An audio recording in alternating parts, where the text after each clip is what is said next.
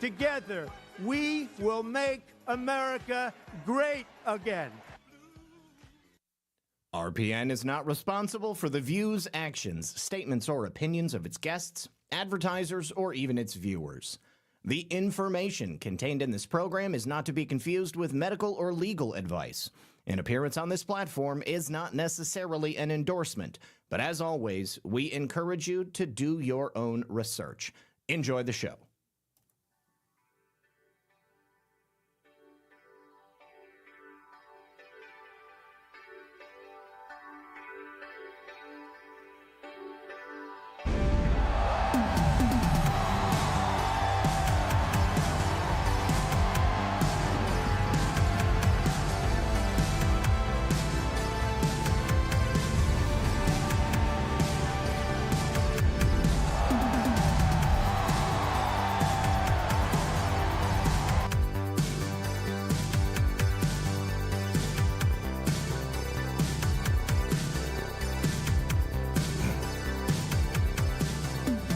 Good evening, everyone.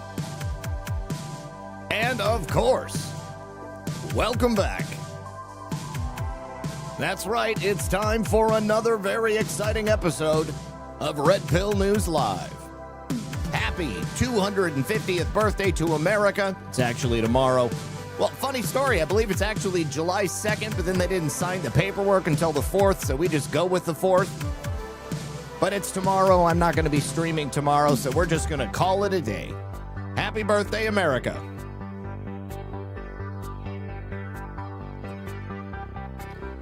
And also, congratulations to everybody out there who has made it this far. It's been an incredible ride. You know what, Alias, you make a great point.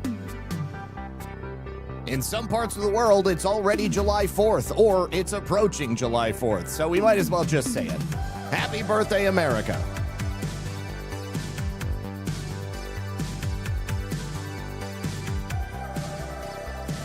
All right, my friends, do me a favor. Hit that like button, hit the thumbs up, hit the red pill, sit back, relax, and grab your popcorn, because we're going to be right back after this. Science proves that a healthy immune system is the body's first defense against the smallest of ailments to the most catastrophic. Coriolus Versicolor is the most sought-after, all-natural supplement for both humans and pets to help boost the immune system. There are over 400 studies worldwide on its effectiveness in humans, including Sloan Kettering Cancer Center, MD Anderson Cancer Center, and now from the University of Pennsylvania School of Veterinary Medicine. Together, we can help reverse this terrible tide now plaguing your loved ones and give them the immune-boosting supplements that they need. 3 boys taught me 2 things. Summer is an adventure and bugs are relentless.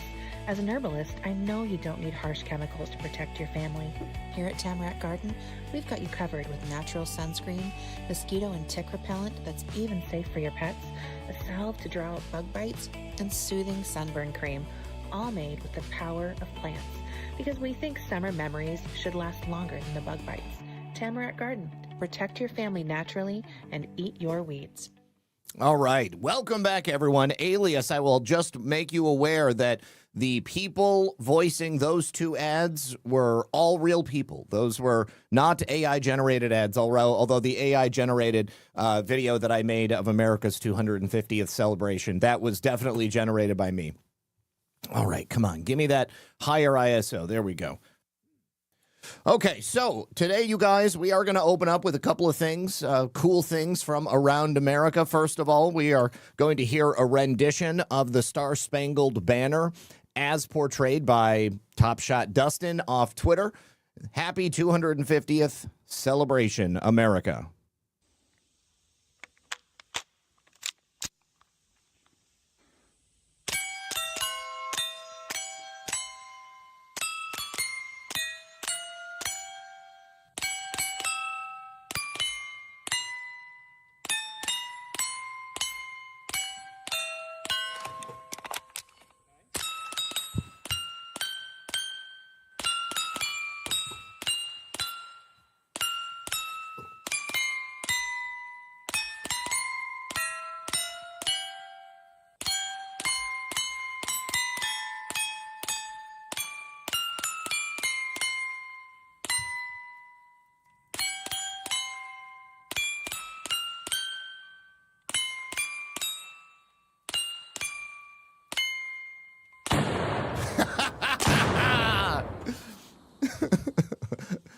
It's always good to end with a little bit of tannerite. So amazing.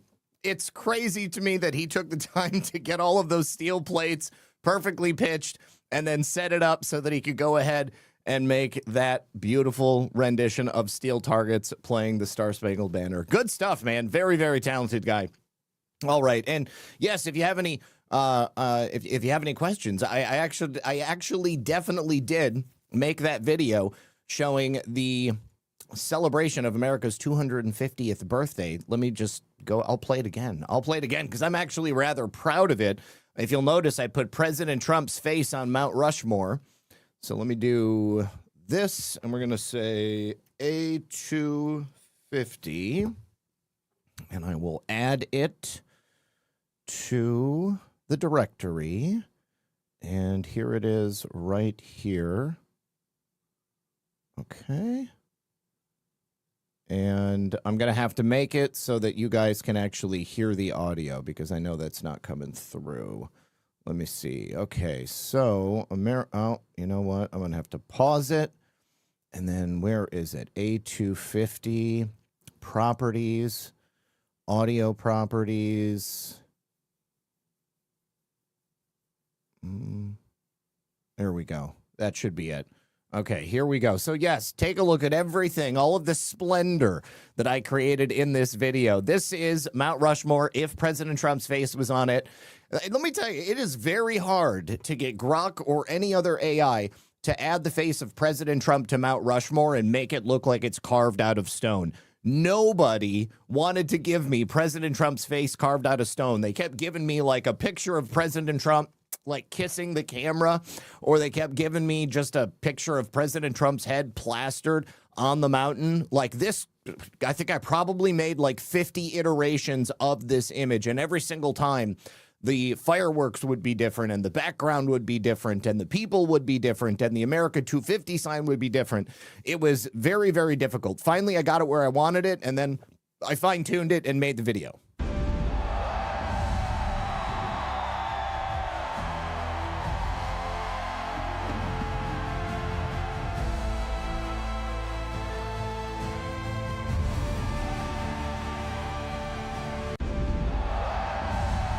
Pretty sweet. Anyways, I'm pretty happy about that. Thank you very much. Okay. Now, moving on from Top Shot Dustin and the Star Spangled Banner, let us also, I saw this posted earlier this week, and I was like, how cool is this? Like, what an incredible statement about America. This is not AI. This is literally an American bald eagle and a fox together in a park sitting on a picnic table, and like they're just vibing. They're just hanging out with each other. Take a look at this. They're just hanging out. Dutch Harbor. Look at this shit. The eagle and the fox. Come on, take quick. Hurry up. Somebody do something. Yeah, get a picture. I got a video right now. Dude? Two predators just chilling. They're like homies. I got them. They're like, I got everything in the air. You got everything on the ground. We'll be homies. Yeah. Videos going on. They have to be friends. That eagle to eat that fox. Yeah. That's the craziest thing I've ever seen. That's gonna get as many hits as a donkey. Like, the chances of this happening in nature, I think, are fairly unlikely. Because an eagle and a fox, they're both predators. But a fox is small enough that an eagle might be able to swoop out of the sky and just snatch it up and eat it. Or at least, you know, grab it with its talons and put it on notice. Now, what's great is that RFK Jr. actually posted a picture of himself sitting at that picnic table with the fox and the eagle. Oh, here it is. I found it. I thought this is great. We do have a whole Maha section today, but that's a little bit later in the show. Take a look. RFK Jr. with the eagle and the fox. Oh my gosh, that is so funny. So funny. Anyways, I just love the good sense of humor that the administration seems to have. But what a statement, right? You know, I mean, America has existed now for 250 years. We have had some ups and downs. We have learned to live in harmony with certain people, and others we will never live in harmony with, and we are currently in the process of getting them the hell out of this country. And yes, bald eagles are big. Those suckers are large. I've got bald eagles that live in the neighborhood here. It's pretty sweet when you see them flying overhead. Now, I also wanted to pay homage to this young man because, when I talk about the future of America and how, we've got to have something to deliver to the youth, at the same time, those youth have got to be worth having this nation delivered to them. And there are a lot of people out there who are simply selfish and self-centered, and they don't care about anyone other than what's in it for them. This 11-year-old boy, a kid in Kentucky, he's being called a hero, rightfully so, because he was at a pool and there was an adult man drowning in the pool. This guy was just unconscious on the bottom of the pool. And of course, there were adults around. All of these adults, however, were not doing anything to save this guy. And the 11-year-old, God bless this child, he said, "Not today, Satan. I'm going to go save that man." Take a listen to this. It was probably like, someone's got to do something. No one was doing anything, so I put on my goggles. I went underwater. I grabbed him up, and I just felt really bad because there is no way that I was going to let another man die today. He's a human being. He should be treated as such. I mean, that's just amazing. 11 years old. It was probably like, the wisdom in this child from the mouths of babes. And that man, he owes everything to an 11-year-old boy. To think about the cowardice or maybe the stupidity of the adults that were standing around and choosing to do nothing. There's another example of that I have here, which is just, it's a little bit different, but it's still within the same vein. I almost couldn't believe it when I saw it happening. And I just need to, here it is, right here. So this guy, yesterday, he set himself on fire in front of the United Nations. And of course, it's New York City, right? So there's people driving by all over the place. And I guess he was doing some kind of a protest. He planted a Tibetan flag in front of the United Nations. And then he just walked onto the sidewalk and he dumped himself in some type of flammable fuel, gasoline, acetone. I don't know what it was. But he set himself on fire, and then he just died in a blaze of nothingness because nobody cared. It was as if people could not have cared less. It was really, really sad. Now, there's a car parked right here. I don't know if it's his, but you've got people just walking around, pretty as you please. Wow, look at that dude on fire. Cars driving by. Wow, dude on fire. Nobody does anything. I mean, what would you guys do? No, but it's similar, and yes, it's not the same. It's similar in that you have people witnessing another human being in need of help, and they just choose to do nothing at all. And I think that's really sad. And for this young man, this 11-year-old, to have the concept of the frailty, the beauty of human life, and for him to say, "I'm not going to let another man die in front of me. I'm going to step in and I'm going to do something to save this guy." I thought that this kid was amazing. Anyways, we don't know who he was. That's the thing. We have no idea who this guy was. And it's almost sadder to me that someone would set themselves on fire in public, and the only reason we know about it is because apparently he set his phone up, or maybe that was a security camera. I don't know. Just nobody seemed to care. Your life is worthless, apparently. That just means nothing. It's terrible. I need to say thank you to Sofa King High, who says, "Drive and lurk. Be careful. Keep your hands on the steering wheel." Esther G, good to see you, Esther. Dropping some shades. Says, "Happy Independence Day, Zach and fam. God bless America. And thanks for playing the Hillary Comey clip yesterday." You are absolutely welcome. I hope that, obviously you were here to see it. Let me say also thank you to Principled Enigma over on Rumble, who says, "May the Lord bless Zach and Lisa and everyone here and be the guide in our hearts for truth." Thank you, sir. Also, actually, tomorrow is the first day of the 151st year. I think maybe you meant the 251st year. Technically, today is the completion of the 150th year.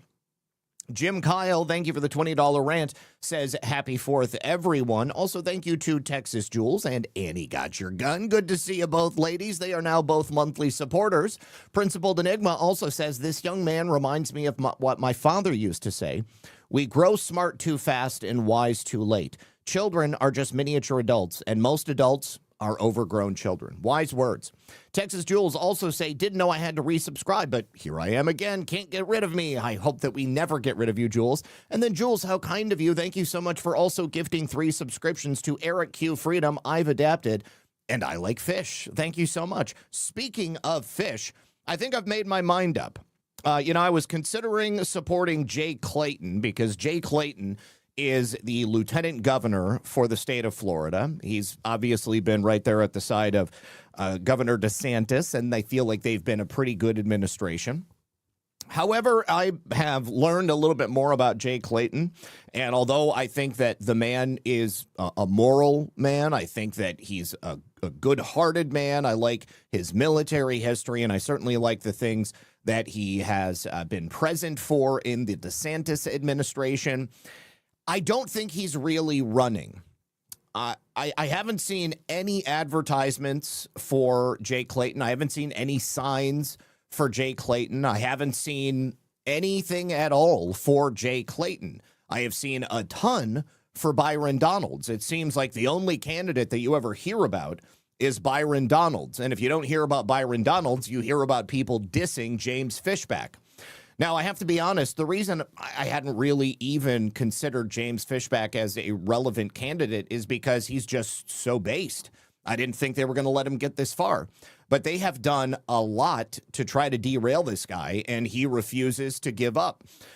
Now, I think that Jay Clayton may be in the race for Florida governor simply to draw votes away from other people. And I think that, he's also trying to sue to have James Fishback removed from the ballot. I definitely think that that's a slimy move. And it's not going to, it's hurting Floridians. James Fishback has been a lifelong resident of the state of Florida, okay? But they're trying to sue him, saying that he doesn't really live in Florida. And James Fishback actually got Jay Clayton to admit on stage in a debate yesterday on PDP, Patrick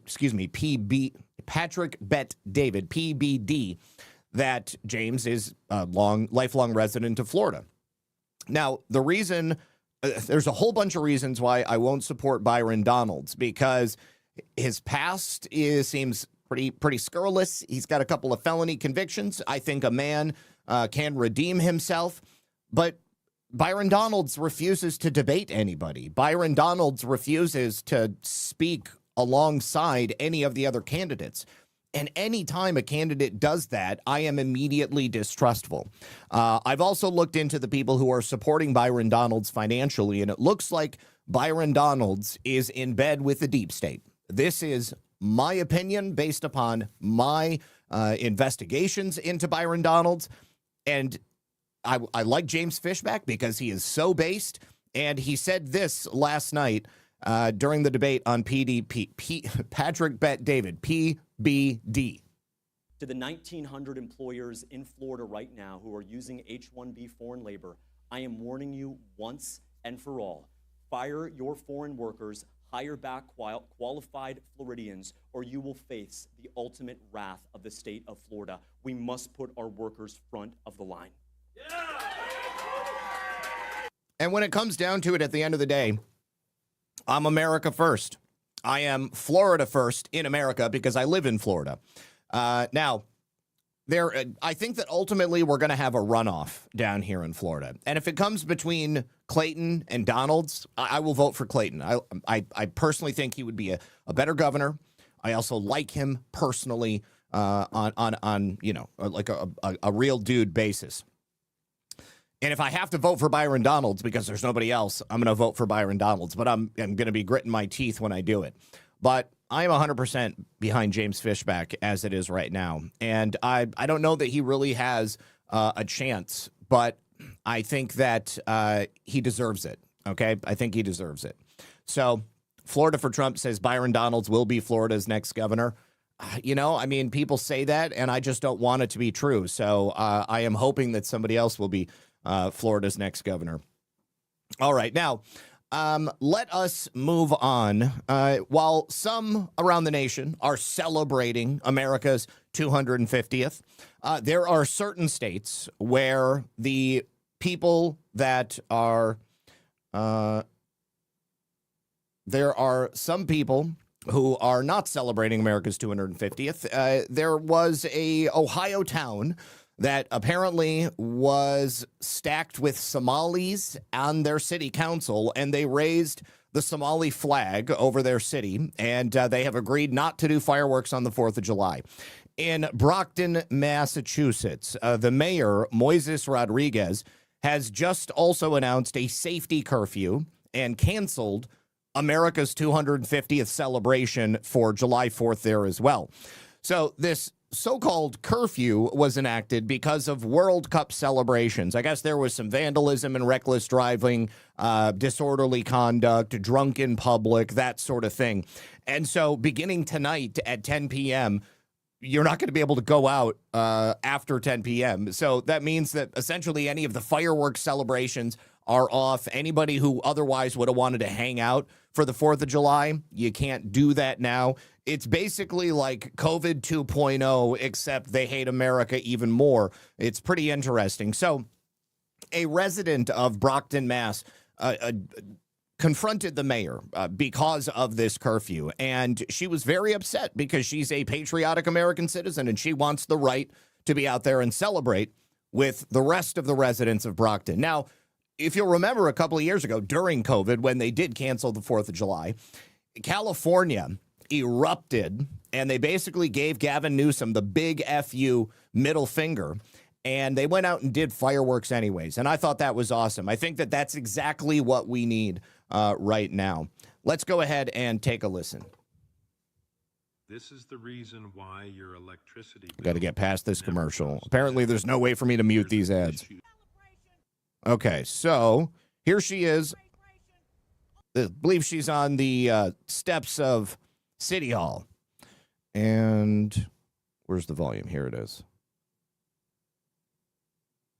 Celebration on July 4th here at City Hall, fireworks and everything. You said Chief Nardelli didn't so-called like it, but you were going to have it. And now we're down to a 1-hour social ice cream thing. Flag raising. Yep. 1 hour. Unbelievable. 250 years. Ma'am, I know that that's not the reason why we're here, but I just want to let you know that we were not able to get a fireworks company to produce fireworks for us. And we don't want to do anything illegal in this community. So we're going to do the best that we can to celebrate the 4th of July on this plaza tomorrow afternoon. Thank you. So I wonder, did the whole state of Massachusetts cancel their fireworks displays? I don't think so. Okay, what's so special about Brockton, Mass? Yeah, low volume on that particular video. I had it turned up as high as I could go. There was nothing I could say to make it any higher. But I feel like this is obviously a cop-out. The reason this guy is doing this is because he hates Trump, probably hates America, doesn't want to be mayor of Brockton, Mass, so that he can represent the people of his American city. He just wants power. He maybe wants access to developer cash, that sort of thing. And it's really unfortunate. We also have the unfortunate need to announce the suicide of yet another January 6ther. This is really unfortunate. We've now had 12 January 6ers commit suicide since that time because, quite frankly, their lives were just ruined. You've got Matthew Perna, Jordan Meacham, Mark Ongst, David Holm, Chris Stanton, Nicholas Longarod, and there are more, obviously, that are added here. Matthew Perna, he committed suicide in February of 2022. He was a nonviolent attendee of January 6th. He was never accused of committing any violence or vandalism. He did, however, walk inside the U.S. Capitol because he was allowed in by the Capitol Police. Those locks were magnetic on the doors, and they allowed everyone there to come in. You know, when JR and I were outside the Capitol and we were watching everything go down and we saw that they started pepperballing us, they started throwing flashbangs, they started throwing smoke grenades. JR was like, the next thing that comes out is tear gas canisters, and you do not want to be present for that. And people were already saying, like, we're going inside the Capitol. I was like, how are you going to go inside the Capitol? You can't get inside the Capitol. The only way you're going to get inside the Capitol is if they let you inside the Capitol. And we saw it. We saw it happen. There was people who were protesting, and they were up along the exterior wall. There's like a path that goes around the Capitol. Of course, people were up against the police. They were pushing them back. But there was police up higher towards where the doors were. And we saw it happen. We saw the doors open, and we saw people begin to stream inside. And we were both like, we've got to get out of here. We can't stay for this because that's no good. If we get caught inside the Capitol, then we knew what would be in store for us. And my heart goes out to all these men and to their families, because many of these people were forced to plead guilty to crimes that they didn't commit. They were forced into prison. When they were in prison, they were abused. They were beaten. They were quite literally stripped of all dignity that they had. And it is so sad. Every single time we got to talk about a young man who has committed suicide after being convicted of a misdemeanor or multiple misdemeanors and then go into prison. Yeah, I can't imagine a world where shooting yourself is preferable to getting back at the deep state. So very, very, very upset that this is continuing to happen. But unfortunately, it has happened once again. This time it was Nicholas Langerand. And it's the 8th January 6th political prisoner to commit suicide this week. Absolutely insane. Of course, January 6th never should have happened. This is Nicholas right here. Passed away on May 31st. He was only 31 years old. My God. Really, really tragic. And this never should have happened. It looks like he was a father. He was sentenced to 44 months in prison, and he was given a plea deal. He got out on August 6, 2024, just before President Trump came back into office. Wow, 29 deaths related to January 6th overall. My heart goes out to any of these men and their families, and I just hope that everybody can bow their heads and pray for them and just remember that they have sacrificed something that never should have been sacrificed. Now, I want to bookend that story by letting you know that we may be getting closer to some form of justice for those who perpetrated January 6th.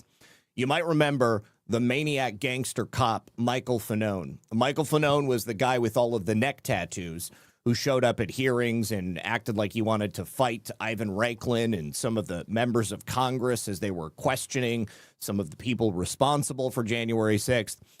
He has since become I guess an author. He wrote a book, or maybe somebody wrote a book and he put his name on it.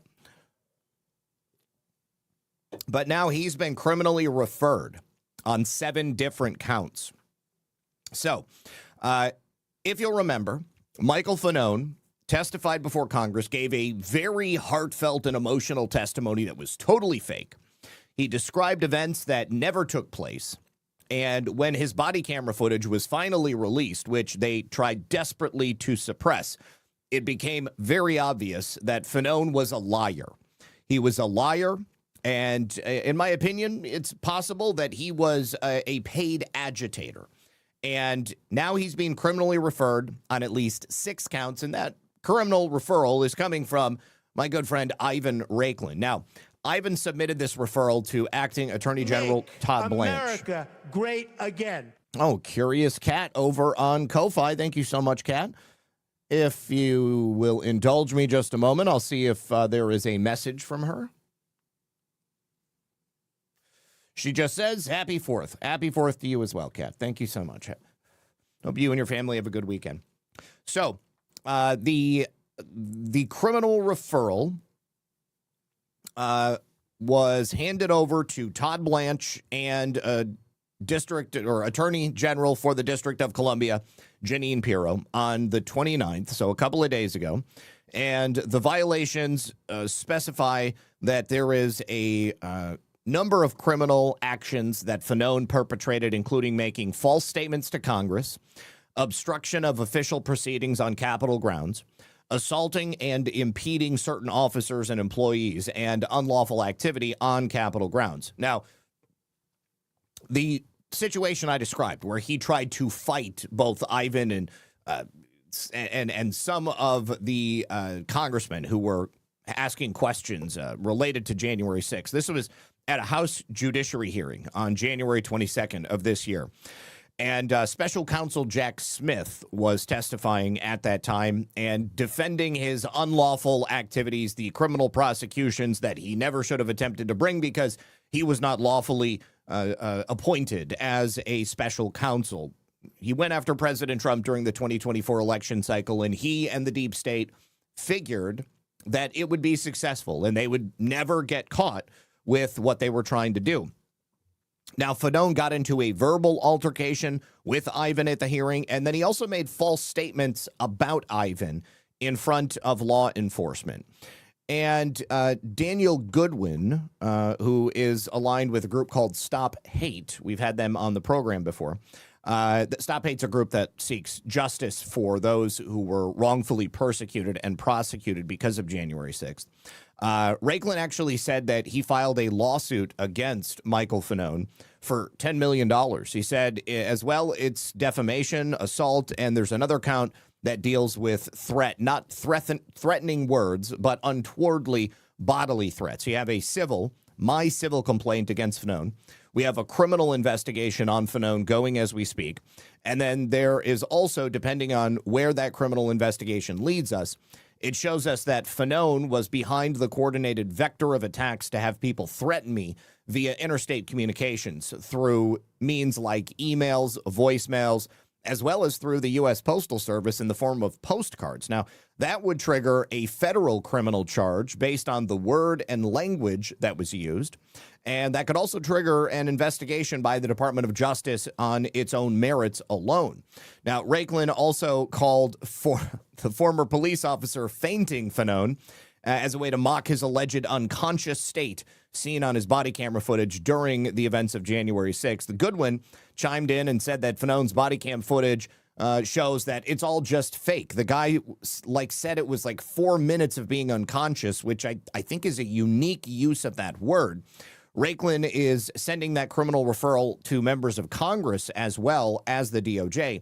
There's one referral that I'm providing not only to members of Congress, but also to send over to the DOJ. I'm also going to be sending this over to Todd Blanche, as well as the U.S. Attorney for the District of Columbia, Jeanine Pirro, as well as the head of the criminal division over at the Department of Justice. Now, of course, Ivan has heavily spoken about the fraud of the 2020 election for several years.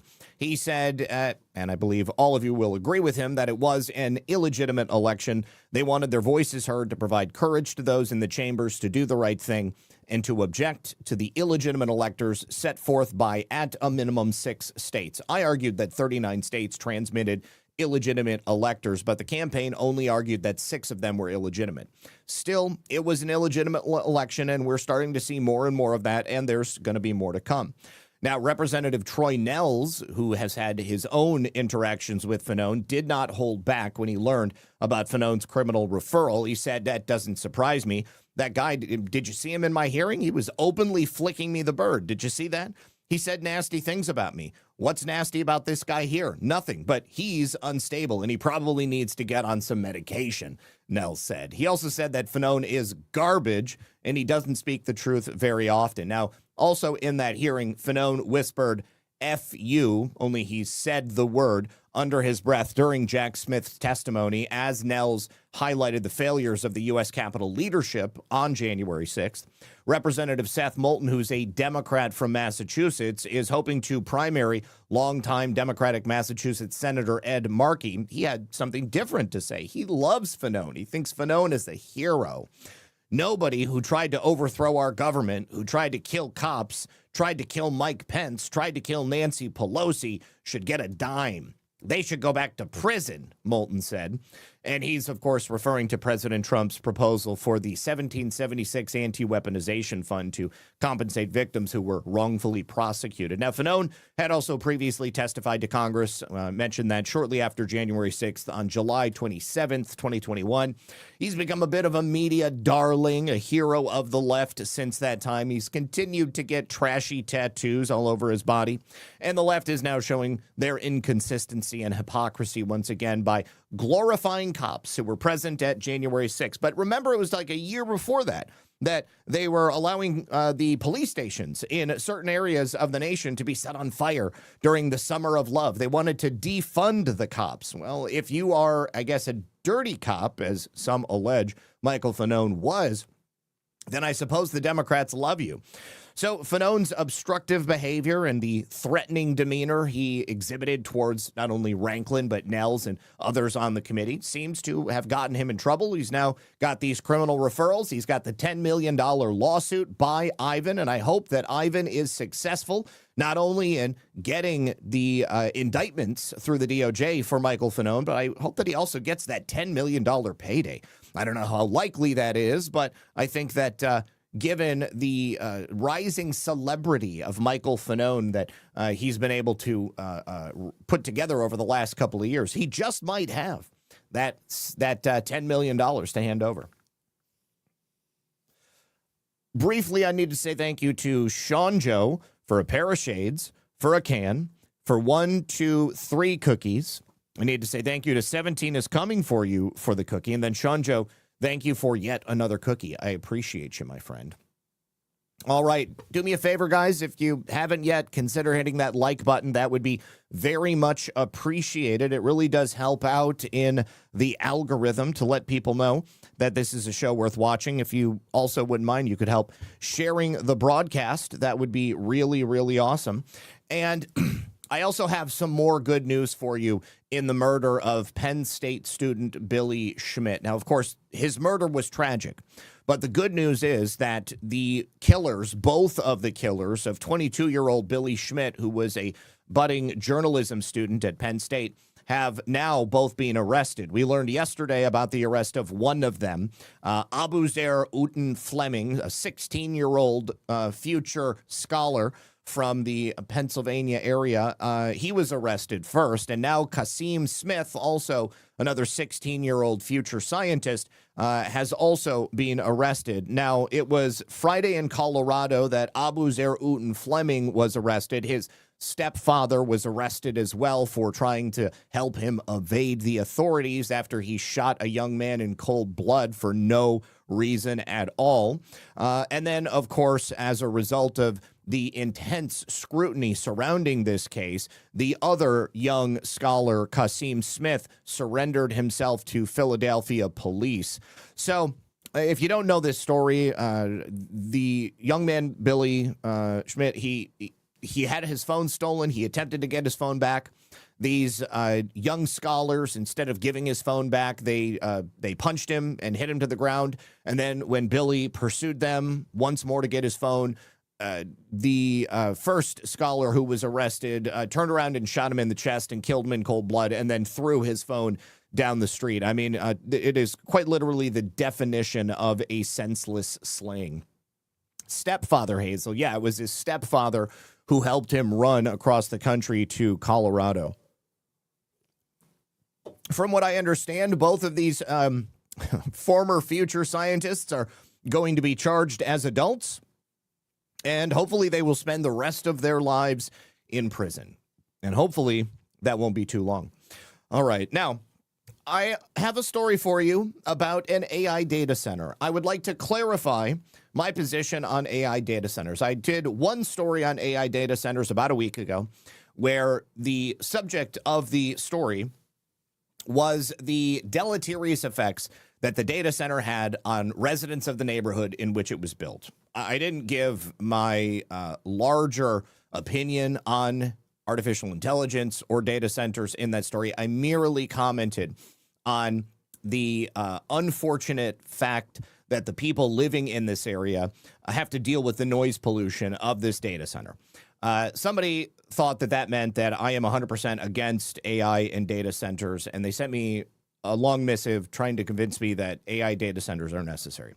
I've spoken about this on many different occasions, and I, as I've said before, I don't feel the need to reposition myself every single time I bring up a subject, but I will do that this time. My problem with AI data centers is the lack of oversight and planning that has gone into building some of them. When the data center is built and the impact of that data center is that it reduces the quality of life for people who live in the area, either through increasing prices in electricity or water or noise pollution or any other number of things, that's what I'm against. I am not against the concept of the United States leading the world in the creation of AI infrastructure. I believe that that is needed and that is necessary. However, I think that currently what we have is a money grab that is happening all around the country, and that certain municipal governments are neglecting the desires of the people they represent in order to get some of these built. And that is having a negative impact on the lives of people who live near these things. That's my problem. And I think that these two things are not mutually exclusive. I think that AI data centers can exist, and I think that the people of America can have a healthy and happy quality of life and not have to worry about their electricity shooting up to ridiculous rates. I think that they can also not have to worry about their water being polluted or for their water prices to get jacked up. And I also think that they should, it's not too much to ask that people don't have a droning hum going on in the background at all hours of the day and night, which makes it perhaps difficult to sleep or difficult to concentrate or perhaps impossible to sell their houses later on down the line. Those are all things that I think should be addressed before you just build an AI data center in the middle of a suburban neighborhood. I mean, the reason you have those things happening is because you have corrupt governments who were more than happy to take a payoff. And, you know, once they get a multi-million-dollar check, they're going to move the hell out of there as soon as their term is done. And they're not going to care about the people, the plebs who have to get stuck behind. That is my problem with AI data centers. I use AI every day. I think it's great for some things. I think for other things, it's not. But if AI is going to be an unavoidable part of the future of the world, I definitely want the U.S. to control it. Now, the reason I'm talking about this today is because Meta has been one of the builders, one of the main builders of data centers around the country. And there was an issue that took place in Wyoming. They built an AI data center, and they had a deal with the local town to use their water, and they were supposed to adhere to certain things, okay, which included not dumping contaminated water into the runoff and wastewater channel, which ends up getting reused by the people who live in this area. So it's supposed to be a closed loop cooling system. That's what the water is used for. It comes through, it cools down all of the graphics cards and the server racks, and then it goes and cycles back out, and then it gets cooled down, and then it comes back in, it picks up the heat, it goes out, it cools down again. So basically what Meta did is they dumped some of this water, and it was laden with this rare bacteria, which ended up contaminating the city's wastewater system. It required the expense for cleanup. It also caused the city, good for them, to revoke the permits of Meta. And it also had to suspend operations at the data center.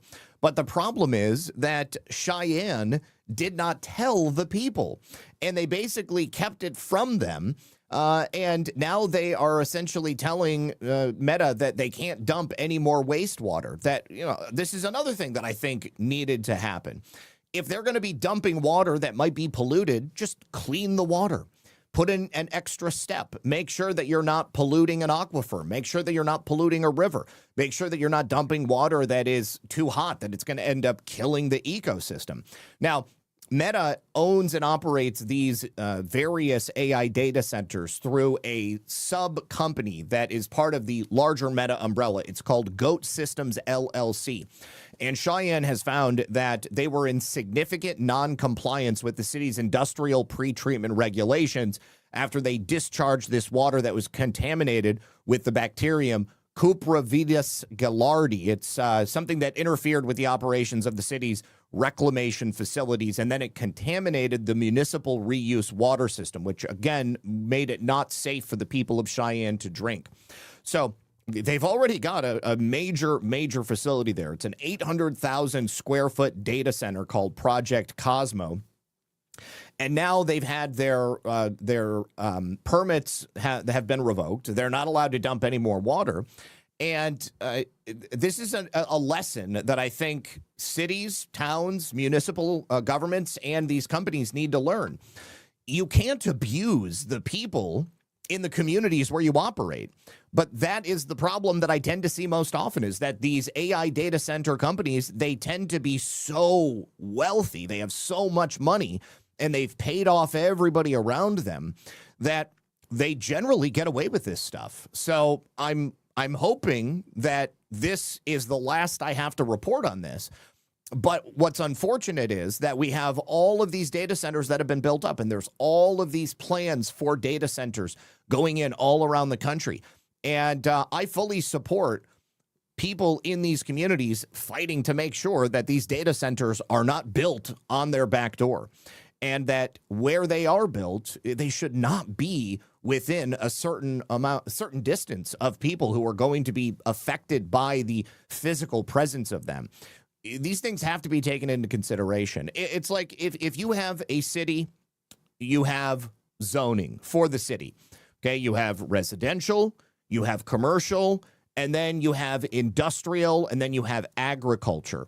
So you don't want to put an industrial building in the center of a residential zone. You don't want to put a residential zone in the center of an agricultural zone. You don't want to put a commercial zone in the center of an industrial zone, because then it gets confusing, and then it's just a terrible way to live.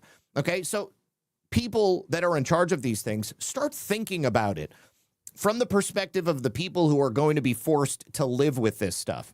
Because otherwise, if you're not, then I'm just going to call it like I see it. You're on the take, okay? I think that you're on the take, and that's why you don't care. All right, now, moving on.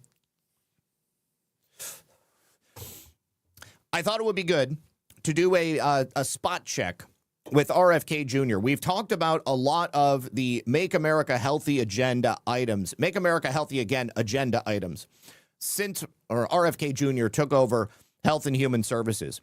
But there's a lot that's happened that I haven't had a chance to even report on. And just recently, he has taken another step towards helping to make the children of America healthier. I'm sure you guys remember the presidential fitness test. They came up with this originally in the 1960s under John F. Kennedy, and it was replaced in 2012 with something called the Presidential Youth Fitness Program under Barack Obama. Now, the secretary has now launched the Get Kids Active program, and he's kicking it off with the Boys and Girls Club of Atlantic City in partnership with WWE, with the wrestling superstars. Now, Kennedy said this is a move to tackle chronic disease and the crisis that is facing American youth. Triple H, the wrestler, his real name is Paul Levesque. He was named vice chair of the President's Council on Sports, Fitness, and Nutrition as part of this initiative. WWE superstars Cody Rhodes and Charlotte Flair also joined the kids for fitness demonstrations at the opening event. And they had wrestling commentator Byron Saxton hosting the event. Now, since RFK Jr. took over HHS in February of last year, he has been pursuing this Make America Healthy Again agenda and looking at so many things that are affecting the health and well-being of our children. This is also things that can affect us as adults as well. Whether it's the federal dietary guidance, got that flipped on its head. Now the guidance is for kids to eat healthy and for adults to eat healthy. He's gotten taken care of food additives. We have long talked about the presence of poisons, chemicals, and what would otherwise be considered pharmaceuticals in the food that we as Americans eat. And now RFK Jr. has been the first person in modern history to address that. You could not have taken food from America and sold it in Europe because they would have said that it was unhealthy, not good to eat. They have taken care of the SNAP eligibility crisis. We were sending all of this money to illegal migrants. We were allowing people to purchase sugary snacks and foods and drinks and things that are not necessary to eat or drink to keep you alive. Vaccine policy, obviously, people very concerned about vaccines. Medical education, ensuring that people in the medical profession actually know what the hell they're talking about. He's also completely restructured the agency. They have addressed drug pricing.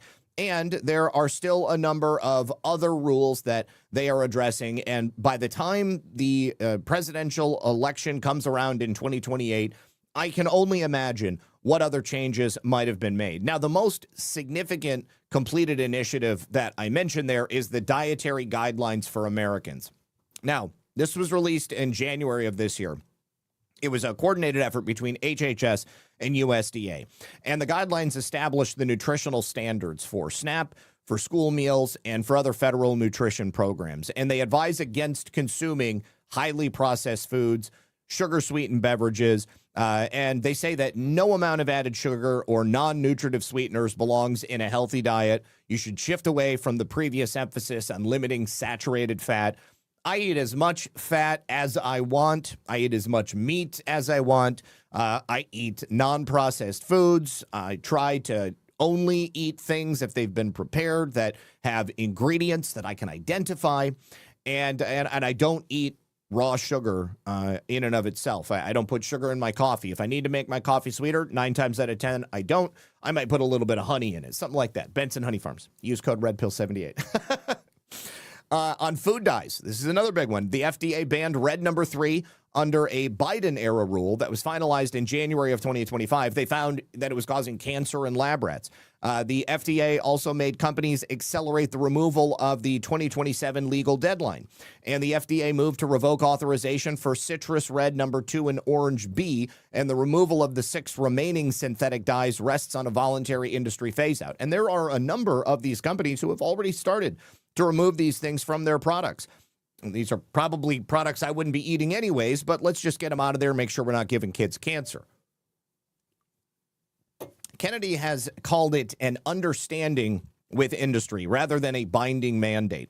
And by early this year, roughly 40% of the packaged food supply had already pledged near-term removal. And there's also a parallel effort close to the generally recognized as safe loophole. This is what I was referring to when I mentioned what would otherwise be considered pharmaceuticals. Essentially, in these ultra-processed foods, you have these additives that are basically chemicals that are created by these food manufacturers. And if they don't know that it's going to make you sick or kill you or give you cancer, then it's just generally recognized as safe because it's just going into your food. Who cares? Nobody is coming to us and saying, well, I'm dying because I'm eating these things.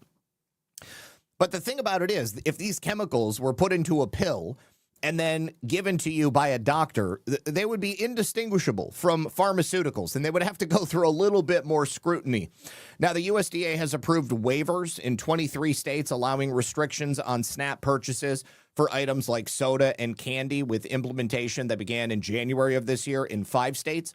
And under the Food and Nutrition Act, states cannot restrict SNAP purchases on their own. So a waiver is a federal permission from the USDA, which allows a state to exclude specific items. And in this case, we're talking soda and candy. So you can't buy those things with SNAP money. On vaccine policy, Kennedy dismissed all 17 members of the CDC's Advisory Committee on Immunization Practices, ACIP. That was in June of last year. He replaced them with new appointees. And then I believe that advisory council was just, wiped away entirely. Earlier this year in January, the CDC announced a revised childhood schedule, dropping universal recommendations for flu, rotavirus, hepatitis A and B, some meningitis and RSV vaccines, all of them limited to just high-risk groups. And then the HHS canceled about $500 million in mRNA vaccine research funding. And then in March of this year, a federal judge ruled that the overhaul of ACIP was unlawful, and they stayed all committee votes taken since June of last year. So the HHS revised ACIP's charter in June of this year, requiring a balanced range of scientific, clinical, and public health expertise. So the HHS announced a restructuring in March. They consolidated 28 divisions into 15. They cut the workforce by about 20,000 from 82 to 62 full-time employees, 82,000 full-time employees. They created the Administration for a Healthy America. They combined the Office of the Assistant Secretary for Health, the Health Resources and Services Administration, the Substance Abuse and Mental Health Services Administration, the Agency for Toxic Substances and Disease Registry, and the National Institute for Occupational Safety and Health. Now, according to an HHS fact sheet, 3,500 FDA positions have been eliminated. That's about 19% of the agency's total 18,000 employees. Outside estimates cite comparable reductions of about 20% at both FDA and CDC. And CDC has since reinstated about 1/3 of the roughly 2,400 positions they initially cut. When it comes to medical education, Kennedy sent a letter to medical schools in January of this year urging a minimum of 40 hours of nutrition education. Right now, they don't teach any, FYI. And that was built on 71 competencies drawn from a 2024 journal, the American Medical Association Network's open proposal. As of June 8th, 73 out of 160 medical schools in the U.S. had signed on to that pledge. 8 accrediting and licensing bodies, which include the National Board of Medical Examiners and the National Board of Osteopathic Medical Examiners, also agreed to integrate nutrition competencies into their standards. Now, the National Board of Medical Examiners confirmed approximately 15% of its licensing exam content will now assess nutrition and its clinical application. Previously, medical students received about an average of 1.2 hours of instruction on nutrition per year. So it's a stark difference. Drug pricing, very important for some people, maybe not for you. But President Trump signed that executive order 14297 in May of last year. That directed agencies to align drug prices with those in comparable wealthy nations, and it was primarily driven by the White House and Dr. Oz at CMS rather than Kennedy, but Kennedy has said he expects the price reductions to extend to Medicare and into private markets. By December of last year, 16 pharmaceutical companies signed on to the voluntary agreements to sell drugs to Medicaid and MFN-aligned prices in exchange for a 3-year tariff reprieve. During that time, they're also making the arrangements to bring pharmaceutical manufacturing back to the United States. Now, during his tenure, RFK has done so much for the American people, and he gets vilified by the media. He also doesn't get a lot of credit for people generally. HHS is a huge agency, and the pharmaceutical industrial complex is massive. It is also highly controlled. People don't give RFK Jr. enough credit when it comes to the things that he has done. And again, we are going to be seeing even more by the time the next election for president hits. And so hopefully RFK will continue on in his job. I have no reason to believe that he won't. Thank you so much to FilterDog. Only 15% of the data centers are in residential areas. Well, 15% is still in areas where people live, and that's the problem. It should be 0%. Sean Joe, thank you for 2 cookies as well. I appreciate you.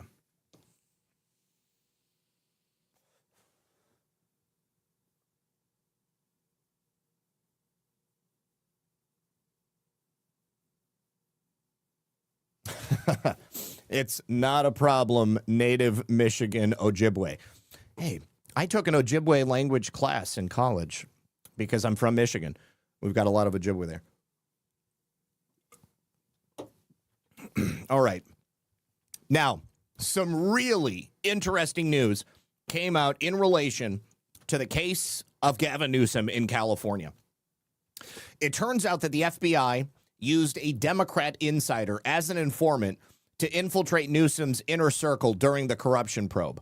What's most interesting to me is that when this person was announced as an unindicted co-conspirator, I believe it was like back in December, because it was the indictment of Gavin Newsom's chief of staff, I was like, the fact that this woman is an unindicted co-conspirator, that makes me think she might be a confidential human source for the FBI.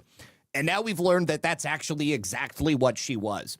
You may remember this. I tried to do a little live dive on her because her last name is Podesta, and I was wondering if she was related to the Podesta brothers. Long story short, she is not. But the FBI used her to get information and infiltrate Gavin Newsom's inner circle before this corruption probe expanded into what we see today, which is the investigation of Governor Gavin Newsom and his wife, Jennifer. Dana Williamson was the chief of staff who was indicted on federal wire fraud charges last year.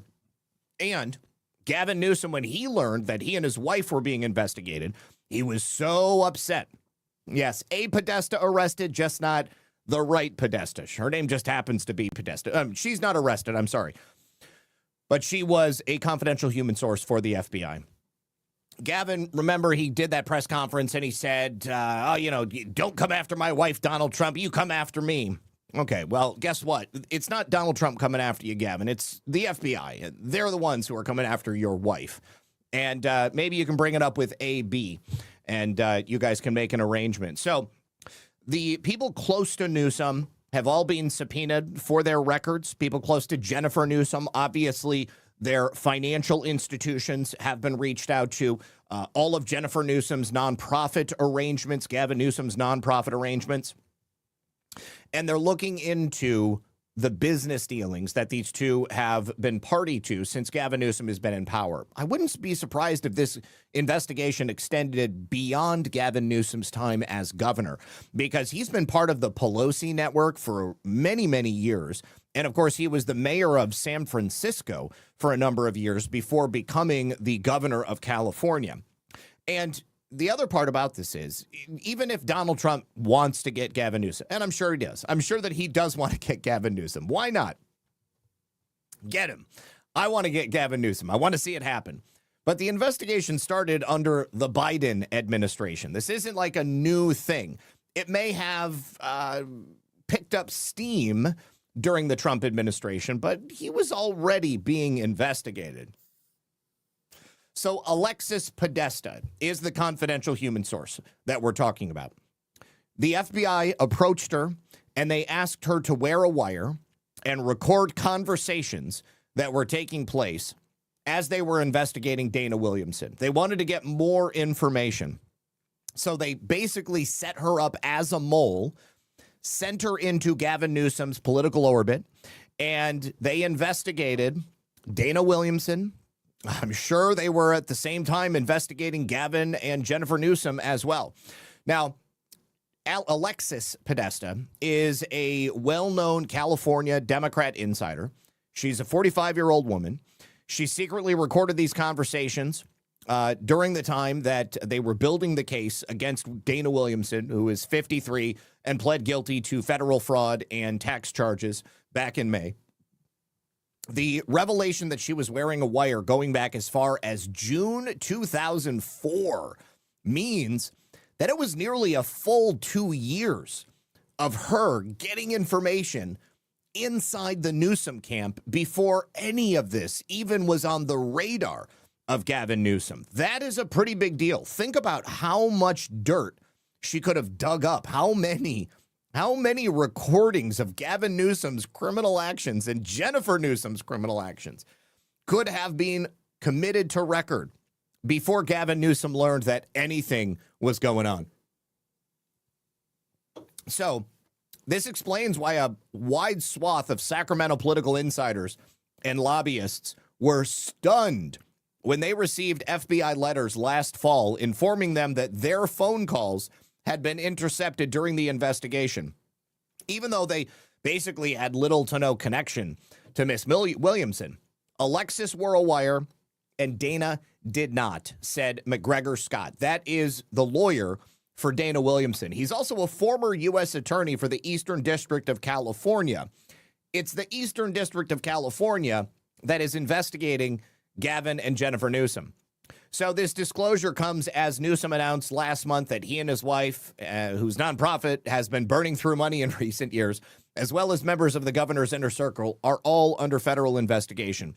Within hours, Gavin Newsom had blasted out a fundraising email asking people to help fund his fight against Donald Trump.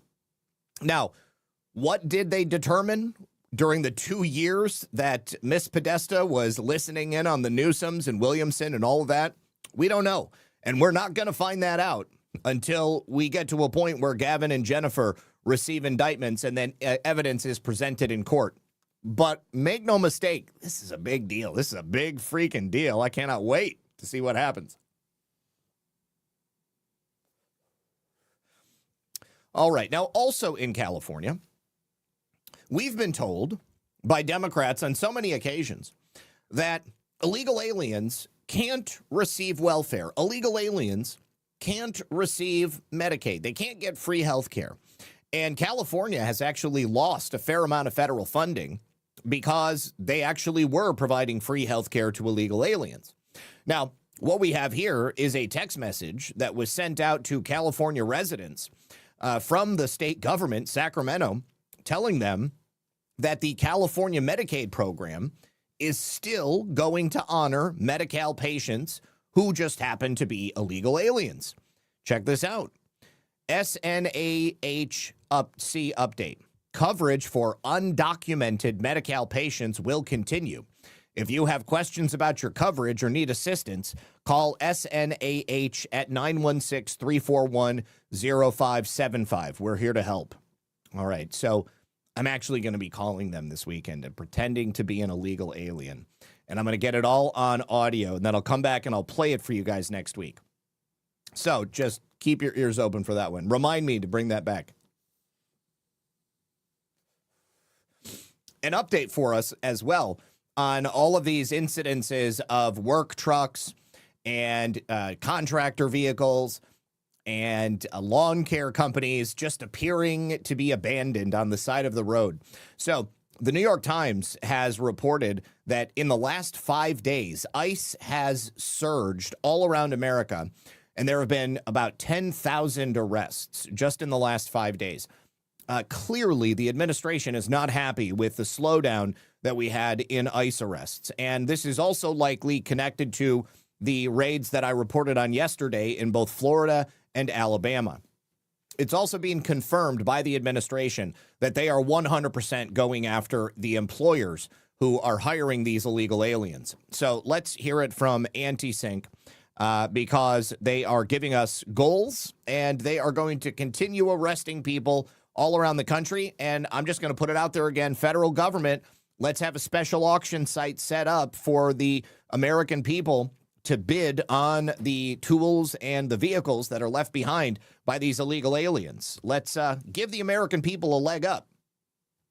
Why are they in complete panic? New York Times just announced 10,000 people in the last 5 days were arrested by Customs, ICE, and will be deported. This is why we're getting so many videos lately of construction trucks, white vans, trucks with company names on the side, trailers full of equipment. It's because they've upped their game.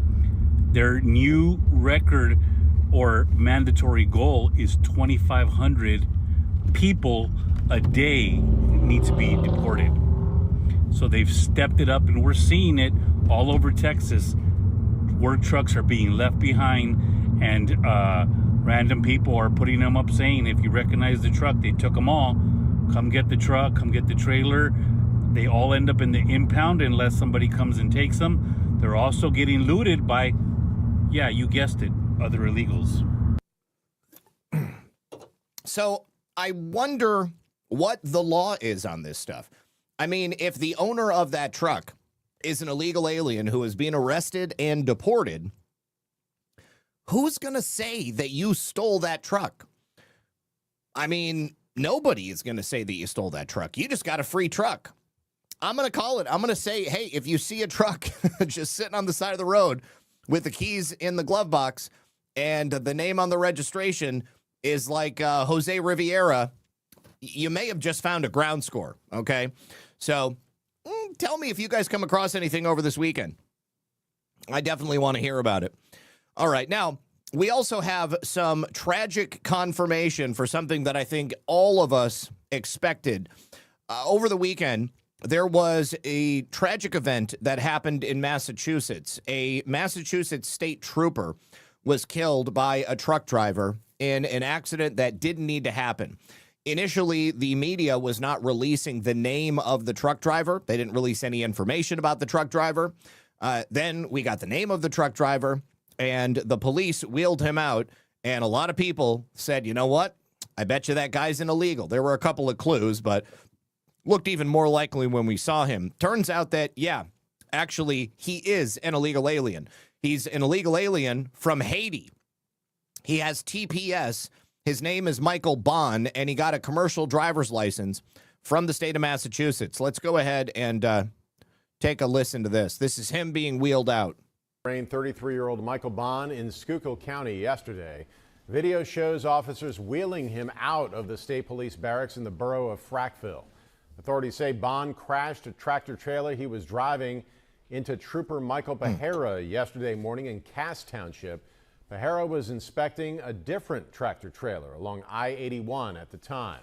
Bond faces several charges, including homicide by vehicle, and is being held on $700,000 bail. 33-year-old Michael Bond. I feel so conflicted every time I hear one of these things, because I just want these people to be taken away from this country, but I want him to pay for the pain that he's caused. I want him to pay for the life that he's taken as well.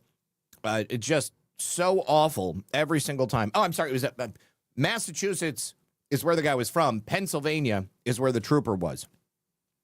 But the accident itself was horrific. And I always, you know, as we like to do, you've got to see the face of the life that was taken. Officer, trooper, Michael Pahara Jr., Michael Pahara Jr. He was 44 years old. He served for 19 years and 6 months, and he should be alive today. Absolutely should be alive today. How many more lives of Americans are going to be taken before these people are ripped off the streets? Massachusetts, I think, needs to be held liable for this. Absolutely tragic. Now, we also have a bit of interesting information related to the efforts to get rid of anchor babies and people who would come to the United States to have children, to drop these dirt babies across the border. This is Roger Severino. He is the vice president of the Heritage Foundation. Now, some of the ideas we were throwing out yesterday, I said that we should be absolutely testing every single woman who's coming to the United States to see if they're pregnant. If they aren't pregnant when they apply for their visa, you still need to test them when they show up to the airport.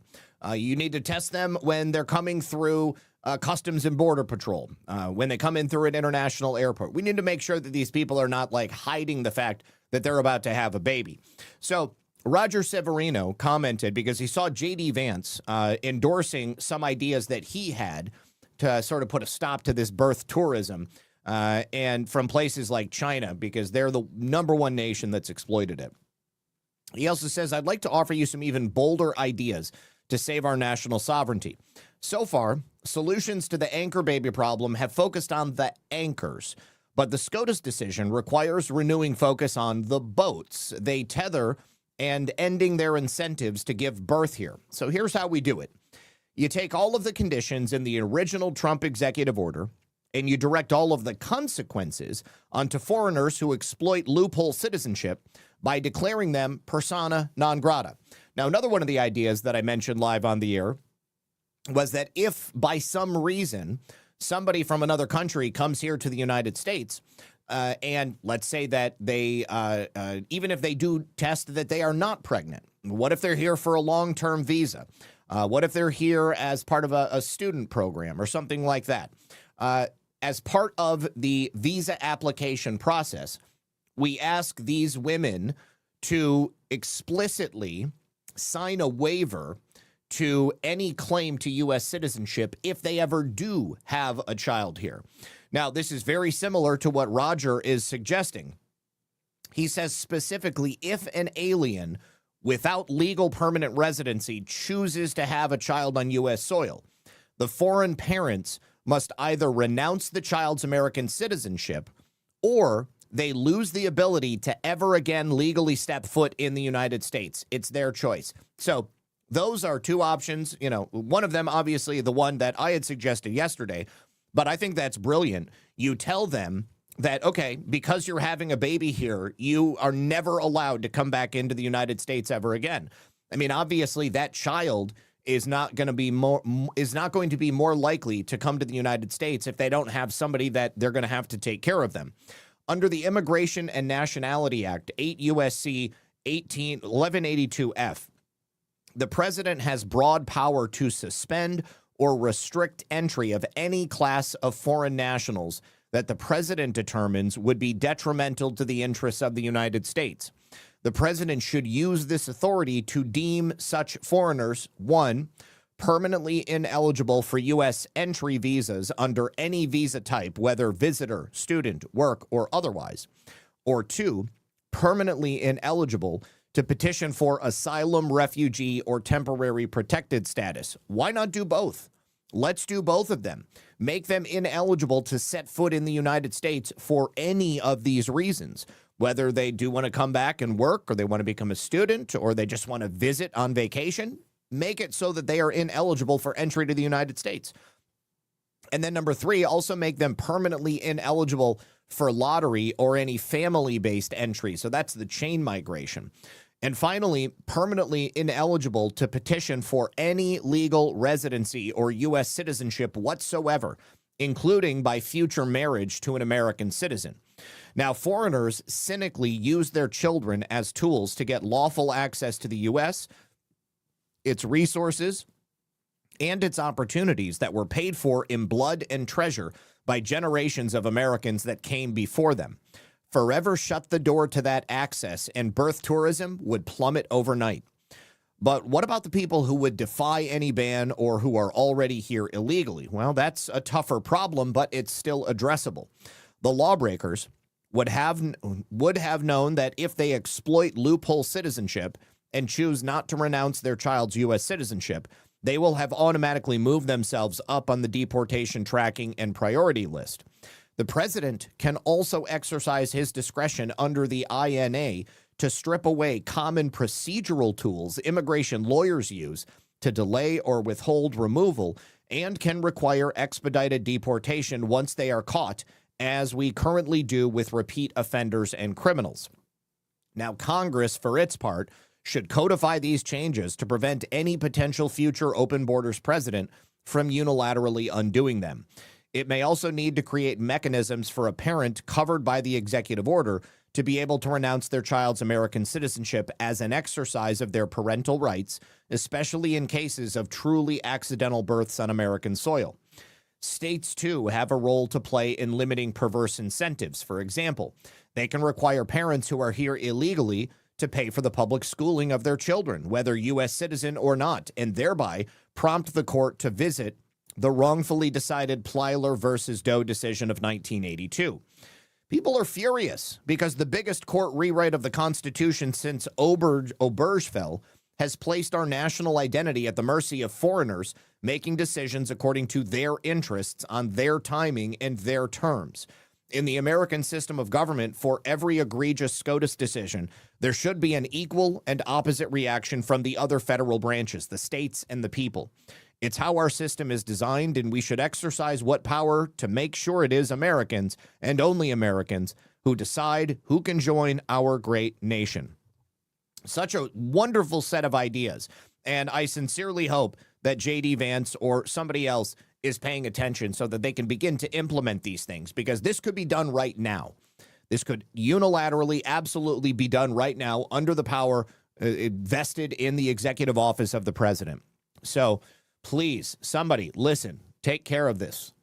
Let me also give a couple more thank yous to our friends over here on Rumble. Let's see. Texas Jules gifted a couple of more subscriptions. She gave one to Deplorable D and Stop Heart. Lee Walden said, ahoy, Zach, Miss Lisa, and the crew. I hope all is well in our nation's celebration. Word is either Trump signed a new declaration in 20 and repeated the statement again or the other day. Let's confirm it. I haven't heard anything about that, so I'm definitely waiting to see what President Trump says. Jim Kyle says, what the hell is going on with January 6th or Jake? No comment. I have no idea. Lee Walden says, we illegals are raising hell in Brockton. I live 15 miles from Brockton. Lee Walden, please tell me what happens for the 4th of July celebration. TZ Burton, good to see you, homie. He says, happy 250th to America. Remember, the future belongs to those who show up. Love you all. Love you too, brother. Thanks for being here. Principled Enigma says, it would be amazing if they put these data centers either underground or in a mountain. It would be much easier to maintain a consistent temperature and humidity that way, also solving most complaints. The only problem is that they have to dig out the infrastructure under the mountain to get it there, and all of these data centers were looking to be built in a very quick, sort of haphazard manner. Also, John Patel Patriot, thank you for rating the show earlier. Appreciate that. Also, Jim Kyle says back in the day, it was high retention wires that would cause havoc. Principled Enigma says corporations are legally considered persons, even though they are not. This makes a lot of injustice in the legal system and gives corporations way too much power. Most contracts negate trial by jury. Bubba Bird, thank you so much for being here. Dropped a monthly supporter subscription. Thank you for that. Appreciate that. And Principled Enigma says this idea of not being able to come back into the country again is a good one, but we should keep the child so it becomes an American. I'm going to disagree with you on that one. I don't want anybody who is from another country to remain here in the United States. I want Americans to have babies. Okay. And let me move on from Roger Severino. He mentioned what states are doing. Well, let's take a look at two specific instances. Down here in my home state of Florida, the State Education Board has just banned illegal aliens from attending state public colleges. That means that you can no longer go to college in Florida if you are undocumented. This week, the Florida Board of Education approved 2 new policy changes that would ban undocumented students from attending Florida's 28 public colleges and adult educational programs. All in favor, say aye. Aye. All but one Board of Education member voted on the change. Who was that Board of Education member?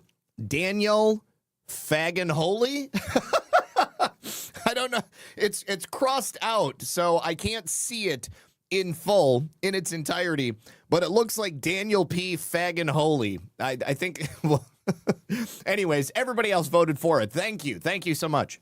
On the change, a move that now has Florida students and immigrant communities pushing back. They volunteered, they worked, they took AP classes, they showed up for this state in every single way, and we made a promise to them. I didn't make a promise to any of them. They went to public school on my dime. I don't even have any kids who are in school, and I'm obviously paying property taxes to send these illegal aliens to public school down here in Florida. I don't want to pay for that. I don't think that I should be forced to pay for that.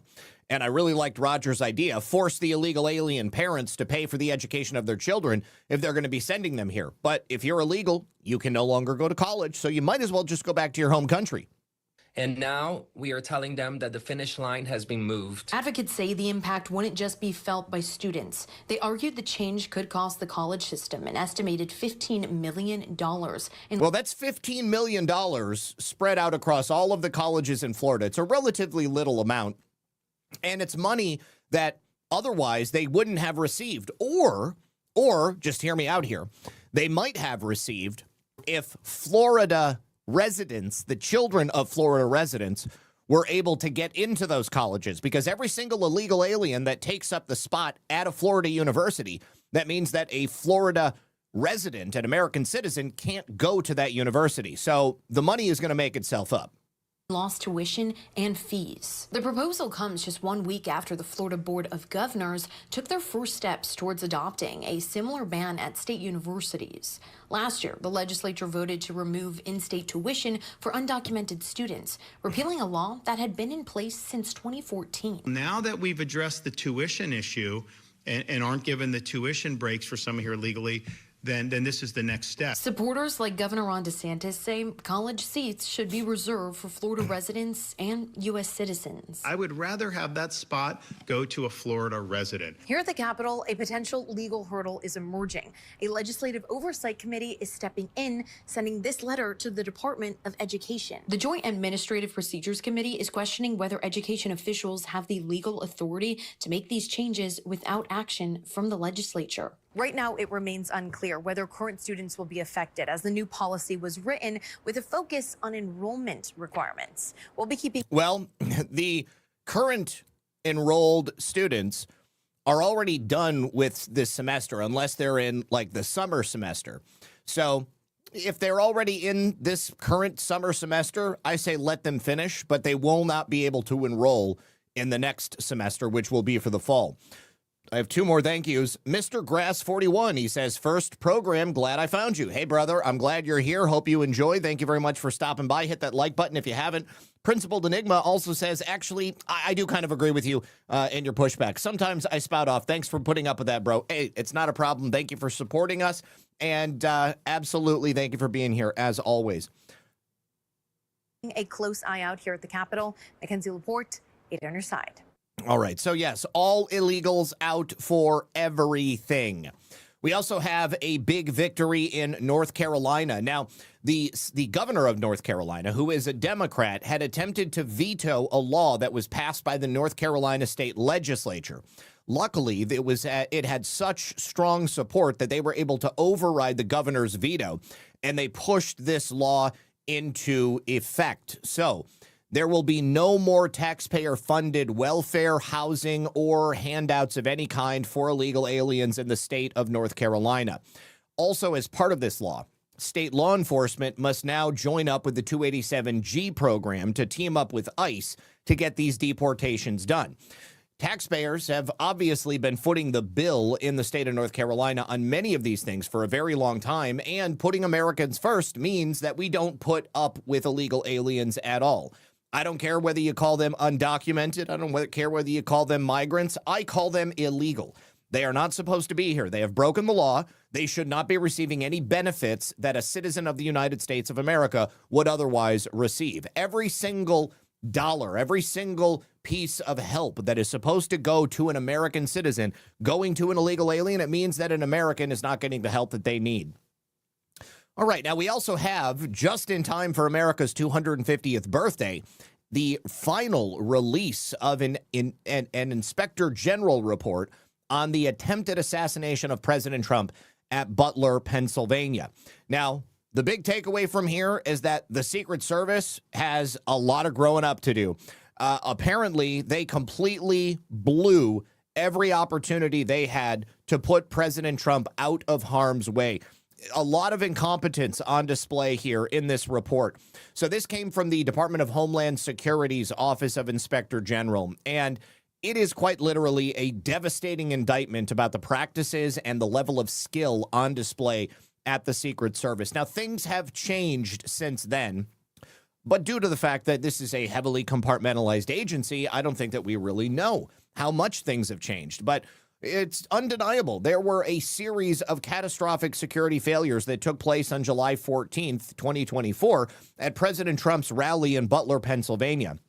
Now, Thomas Crooks, or whomever was on the roof of the AGR building, nearly assassinated the president. One of the most jaw-dropping details is that while local law enforcement were in full panic mode, we've seen this, they identified Thomas Crooks early on in the day. They were on the radios searching for this suspicious person. They were trying to find him because they saw his rangefinder, and that was totally abnormal. They also saw that he had climbed onto the roof of the American Glass Research Complex and that he was preparing to fire a rifle at President Trump. The Secret Service counter-drone operator was literally on the internet searching for the location of the building because the equipment that they were using had failed. The person that was operating that drone had little more than 20 minutes of training, and they definitely should not have been the person that was in charge of something that was so necessary to keep the president safe. Now, according to the Inspector General, the Secret Service massively failed to detect Thomas Crook's nearly 9-minute drone flight over the Butler rally. Now, we've heard about that on many different occasions. How in the world could a would-be assassin show up to a rally for the soon-to-be president of the United States, fly a drone around the grounds, use that for scanning and reconnaissance, and then not be arrested or kicked out in any meaningful way? The only counter-drone operator had no experience at all. He didn't know how to use his equipment, and he completely panicked. Now, Crooks was flying his drone around between about 3:51 p.m. and 4 p.m. He used it to capture aerial views of the stage where President Trump was going to be speaking, also the rooftop from which he would later launch this attack. And the drone operated entirely undetected because the Secret Service had counter drones, but they just simply were not flying. They were not online. The report also shows that the operator did not even disconnect the equipment failure, or did not even discover the equipment failure until the very morning of the rally. Why is that? Because he failed to test the equipment the day before, which is the policy of the Secret Service. They actually told him, make sure you're testing this a full day ahead of time. And he said, sure. But maybe it's because he only got that 20 minutes of informal instruction that I mentioned previously before he got assigned to one of the highest profile security threat environments in the nation, if not the world. Now, after they discovered the malfunction, this one person with the 20 minutes of training spent hours attempting to troubleshoot the system. Apparently, you can't find that information on Google, and nobody else at the Secret Service knew how to help him. The report details a remarkable series of FUBARs and events. They first called the equipment vendor shortly after noon, but they couldn't get a hold of tech support. He finally connected with support at about 1:11 p.m. By 3:04, the vendor informed him the issue would need to be escalated because the weekend staffing was limited and nobody was on staff that even knew how to use it.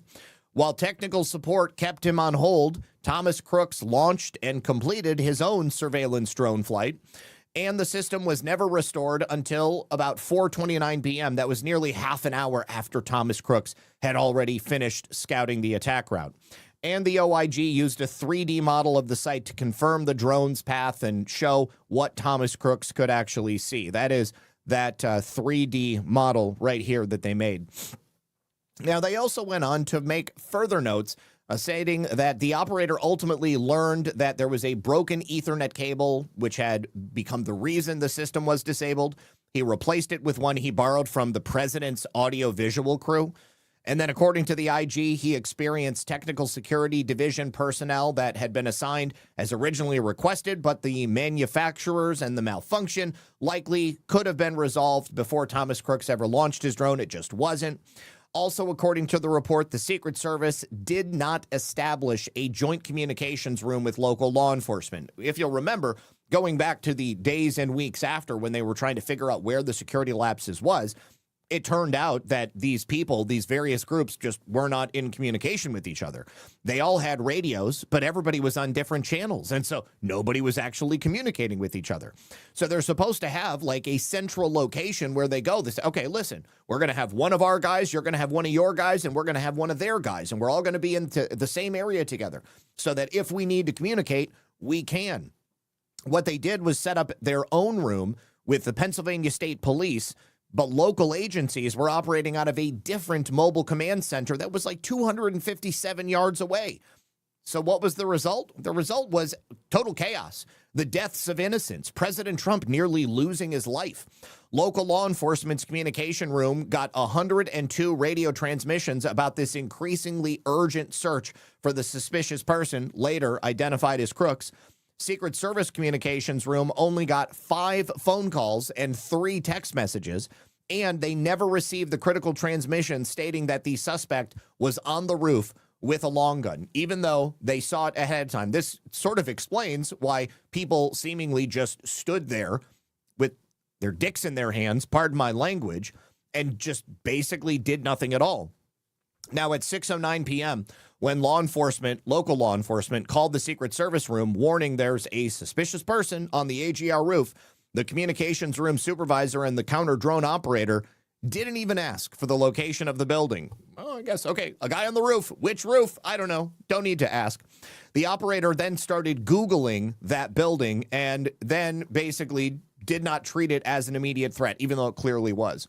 And then there were multiple protective detail members who told investigators that if they had been warned about the suspicious person that was being sought, they would have delayed President Trump's speech, or they would have even removed him from the stage. But they were never given the chance because nobody bothered to tell them. So the OIG identified 5 major missed opportunities. Number 1 is the drone detection failure. There was nobody who was trained properly, nobody knew how to fix the malfunction, and there was no backup. So it was a single point of failure. Number 2, obviously, the communication failure. No joint comms room, missed radio calls, no urgency was conveyed for the protective detail. Number 3, insufficient personnel. They just didn't have enough people there. There was limited intelligence sharing inside the Secret Service about this long-range threat. The only counter snipers, they only added counter snipers. There was no counter surveillance unit that could have very quickly zeroed in on the AGR complex. There was also a failure to secure the area outside of the perimeter. The Pennsylvania State Police's operations plan reviewed by the Secret Service never included securing the AGR complex, which is very suspicious if you ask me. And also, it's worth mentioning that the Pennsylvania State Police has been remarkably tight-lipped in the course of this investigation. They seem to have the most to hide out of any of these other organizations that were involved on that day. The Secret Service gave no feedback or clarification after it was determined that the AGR building was not part of the plan to be looked at. Local assets were never positioned to block access. A Pennsylvania state supervisor said if asked, he would have assigned officers there, but nobody asked, so we just didn't think about it. And there was a failure to block line of sight, which is shocking. Secret Service identified the AGR roof, and they said that it was a concern, but they never confirmed or pushed for mitigation on securing it. So a site agent counterpart had proposed using trucks that were already on site, but President Trump's staff rejected it because it was too close to the press shot. So she proposed an alternative, but never informed her lead agent or supervisors that the LOS from the AGR was still exposed. And DTD supervisors wrongfully assumed local law enforcement was covering the AGR grounds. Because why wouldn't they? Somebody's got to be covering that building, right? I'm sure they are. I'm sure they are, so we'll just let it go. Anyways, the Secret Service concurred with all 7 of the recommendations from the Inspector General. Some of them are already closed. Others remain open. The agency, since that time, has created the Aviation and Airspace Security Division, probably designed exclusively to work with drones, and they have updated some policies on communications rooms and coordination. The report itself is long. It's got a lot of stuff on it. But the fact that they missed all of these communications, my goodness, like this is obviously just a level of incompetence that you don't expect to see. The Secret Service did not establish a joint communications room with representatives of all law enforcement agencies. Instead, Secret Service and Pennsylvania State Police members established one communications room in a building by the Butler Farm Show entrance, located here. Local law enforcement officers established another communications room in a mobile command center parked at another part of the Butler Farm Show grounds.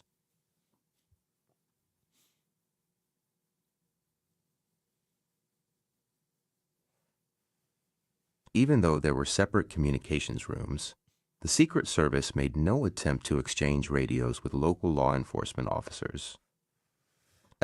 Now, to comment on what Principal Enigma says, it's hard for me to believe what happened in Butler, in my home state, was not planned. Pennsylvania is the reason I live in Arizona. I think you're absolutely correct.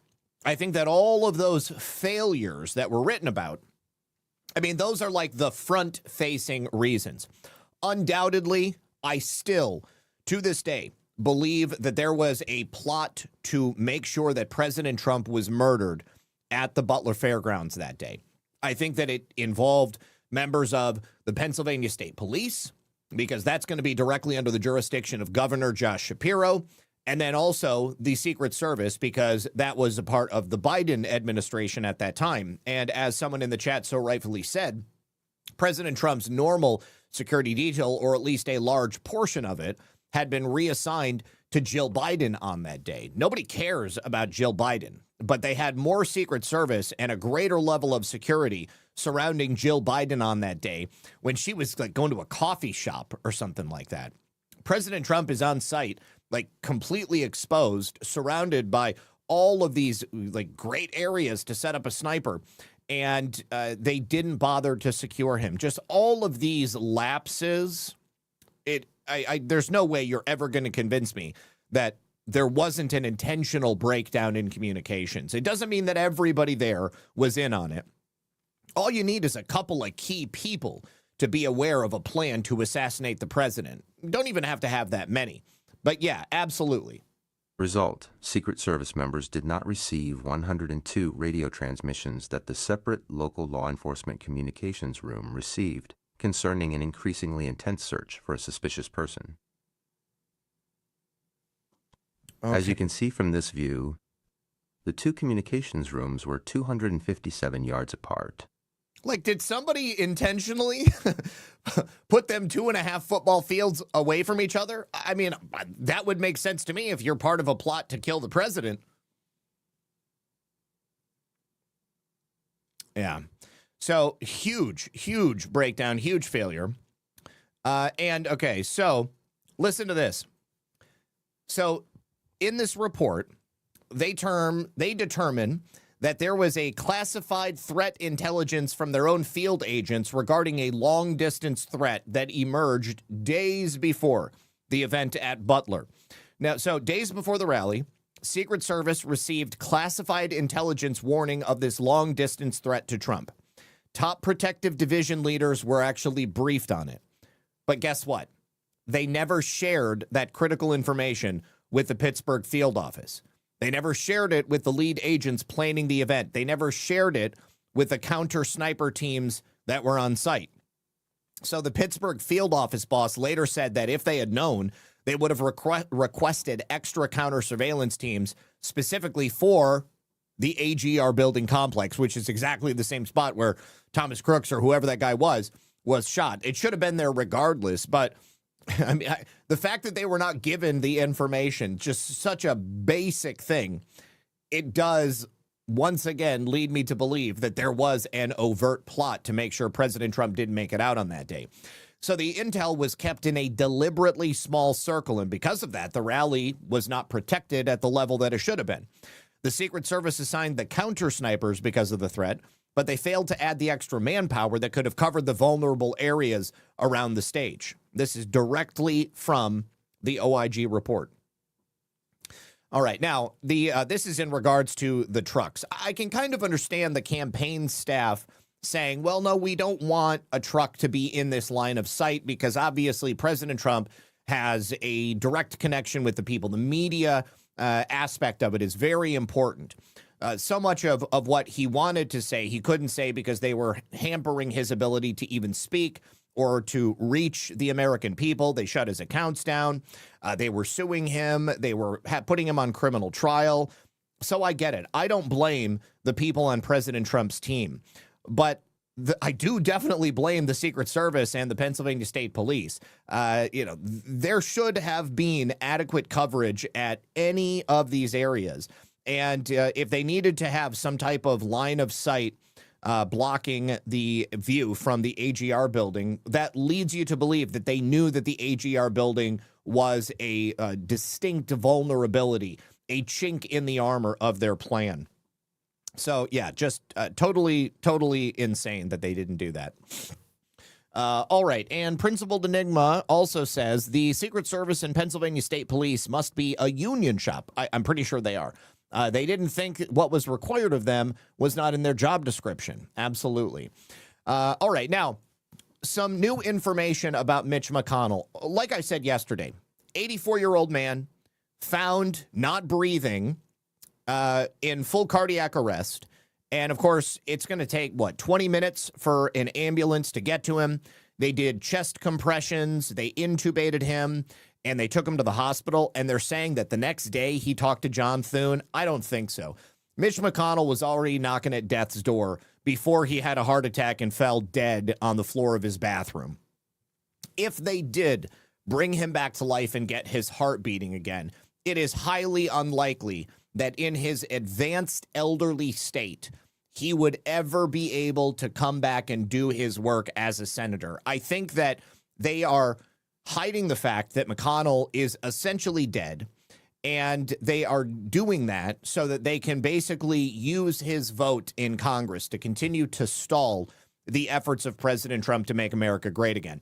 Now, because we have this 911 call revealing all of those things that I mentioned, the staff from McConnell's office has now been forced to release a statement. So they said Senator McConnell appreciates the outpouring of support he's receiving while he continues his recovery in the hospital. The senator continues to improve and is working closely with his staff on Kentucky and state matters while the Senate is out of session. I don't believe that for a second. It's already been several weeks that they claim he's been receiving excellent care. We've had no proof of life. We've had no photographs. We've had no video. We've had no phone call other than this alleged phone call that Thune had with him. So it also is not clear where he has been admitted to the hospital, only that allegedly he is in a hospital. And the 911 call seems to make it sound as if there's no chance of Mitch McConnell ever coming back to life. Now, in that time, he has obviously not been able to vote, but if they can like wheel him out sort of like Weekend at Bernie style, then they can use his vote at certain times. If they ever even do that, then they'll be able to use his vote for whatever they want. But they can also just withhold his vote and claim that he's still alive. If he is dead, if he has to abdicate his position in the Senate, there will be a special election that's called. And we're so close to the midterms, I tend to believe that they're probably just going to keep him Weekend at Bernie style in the background. But I wanted to show you the opinions of two healthcare workers on this position. So this woman, Erica, she's an RN. She says, as a critical care nurse, looking at Senator Mitch McConnell's situation through an ICU lens tells a very different story from the public updates.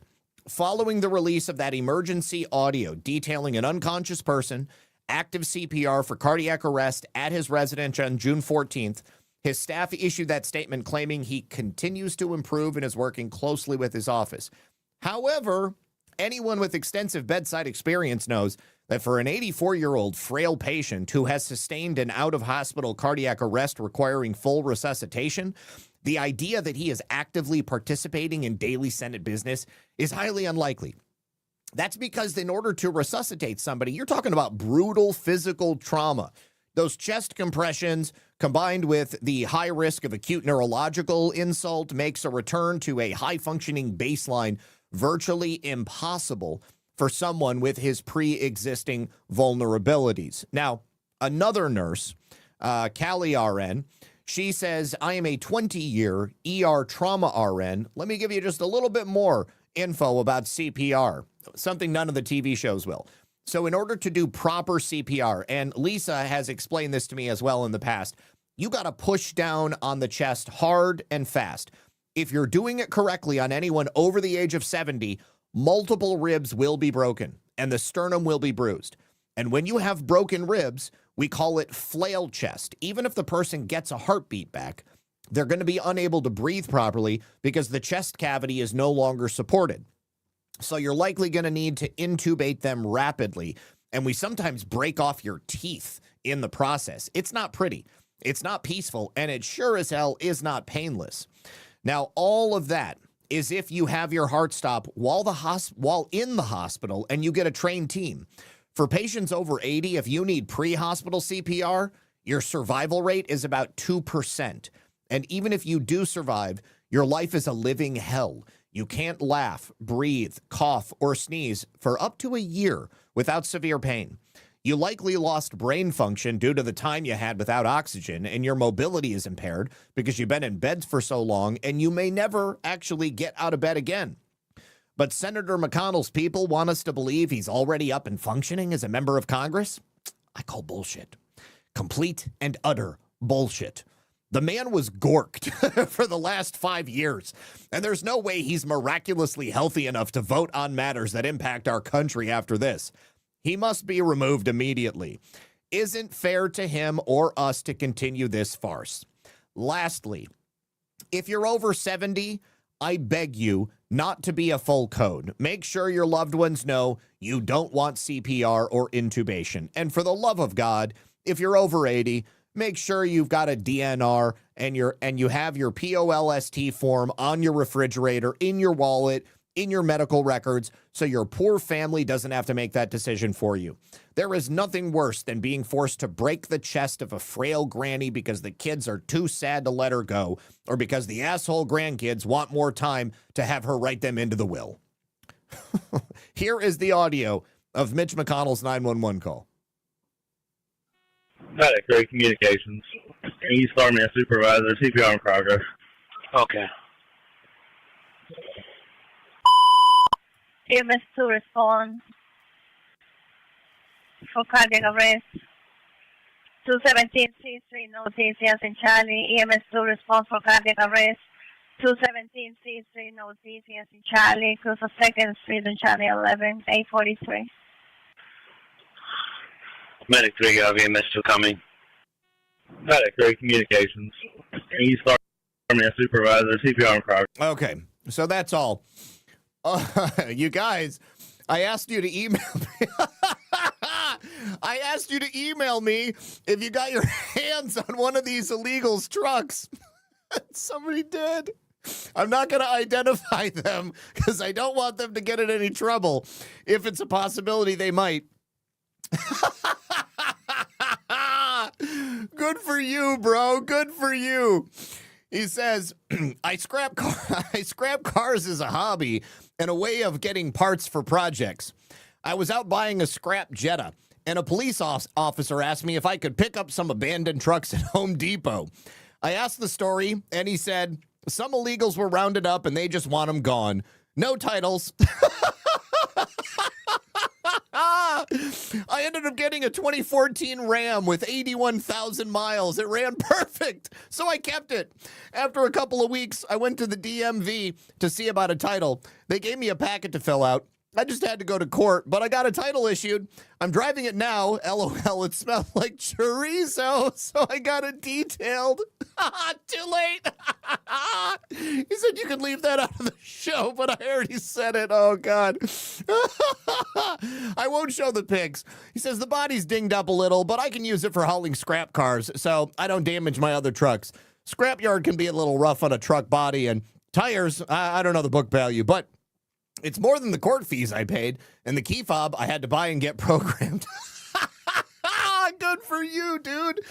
Anybody else, I'm going to put a request out there.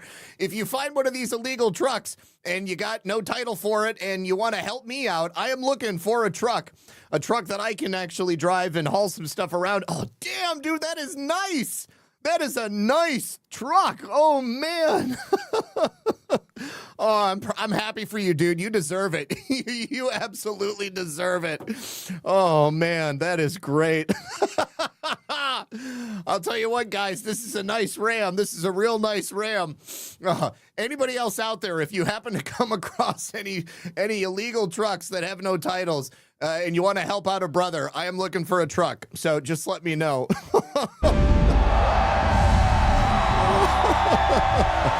Oh, man. That's so funny. Okay, well, Ravelin, it is still good practice not to take anything that isn't yours, but the police asked him to take those trucks and get rid of them.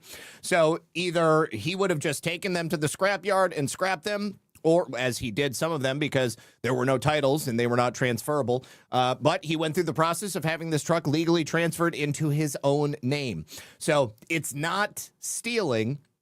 He was actually doing a public service. Home Depot wanted them out of there, and he just happened to be in the right place at the right time. That is a wonderful story, you guys. That is such a good story. All right, keep your eyes open, guys. I'm looking for a truck.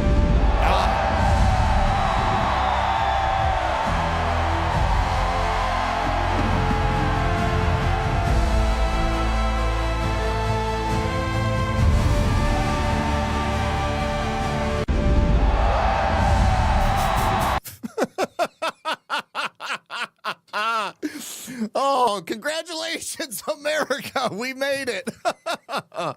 Oh, man, that's so funny. No, new case, it's definitely not stealing. It's definitely not stealing, especially because the police said, come and get it. We don't want them, and Home Depot doesn't want them either. You lucked out, bro. You definitely lucked out. That's great. Somebody's going to take it. Somebody's going to sell it. Somebody's going to go ahead and make some money off of it. Might as well be you if you're the guy that comes and tows trucks. Good. I'm happy for you. I'm really happy for you. All right. So this is the main event, you guys. New Orleans, commie, progressive, deep state legal teams have made their move, and they tried yesterday to indict, well, they did indict, Attorney General Liz Merrill of Louisiana.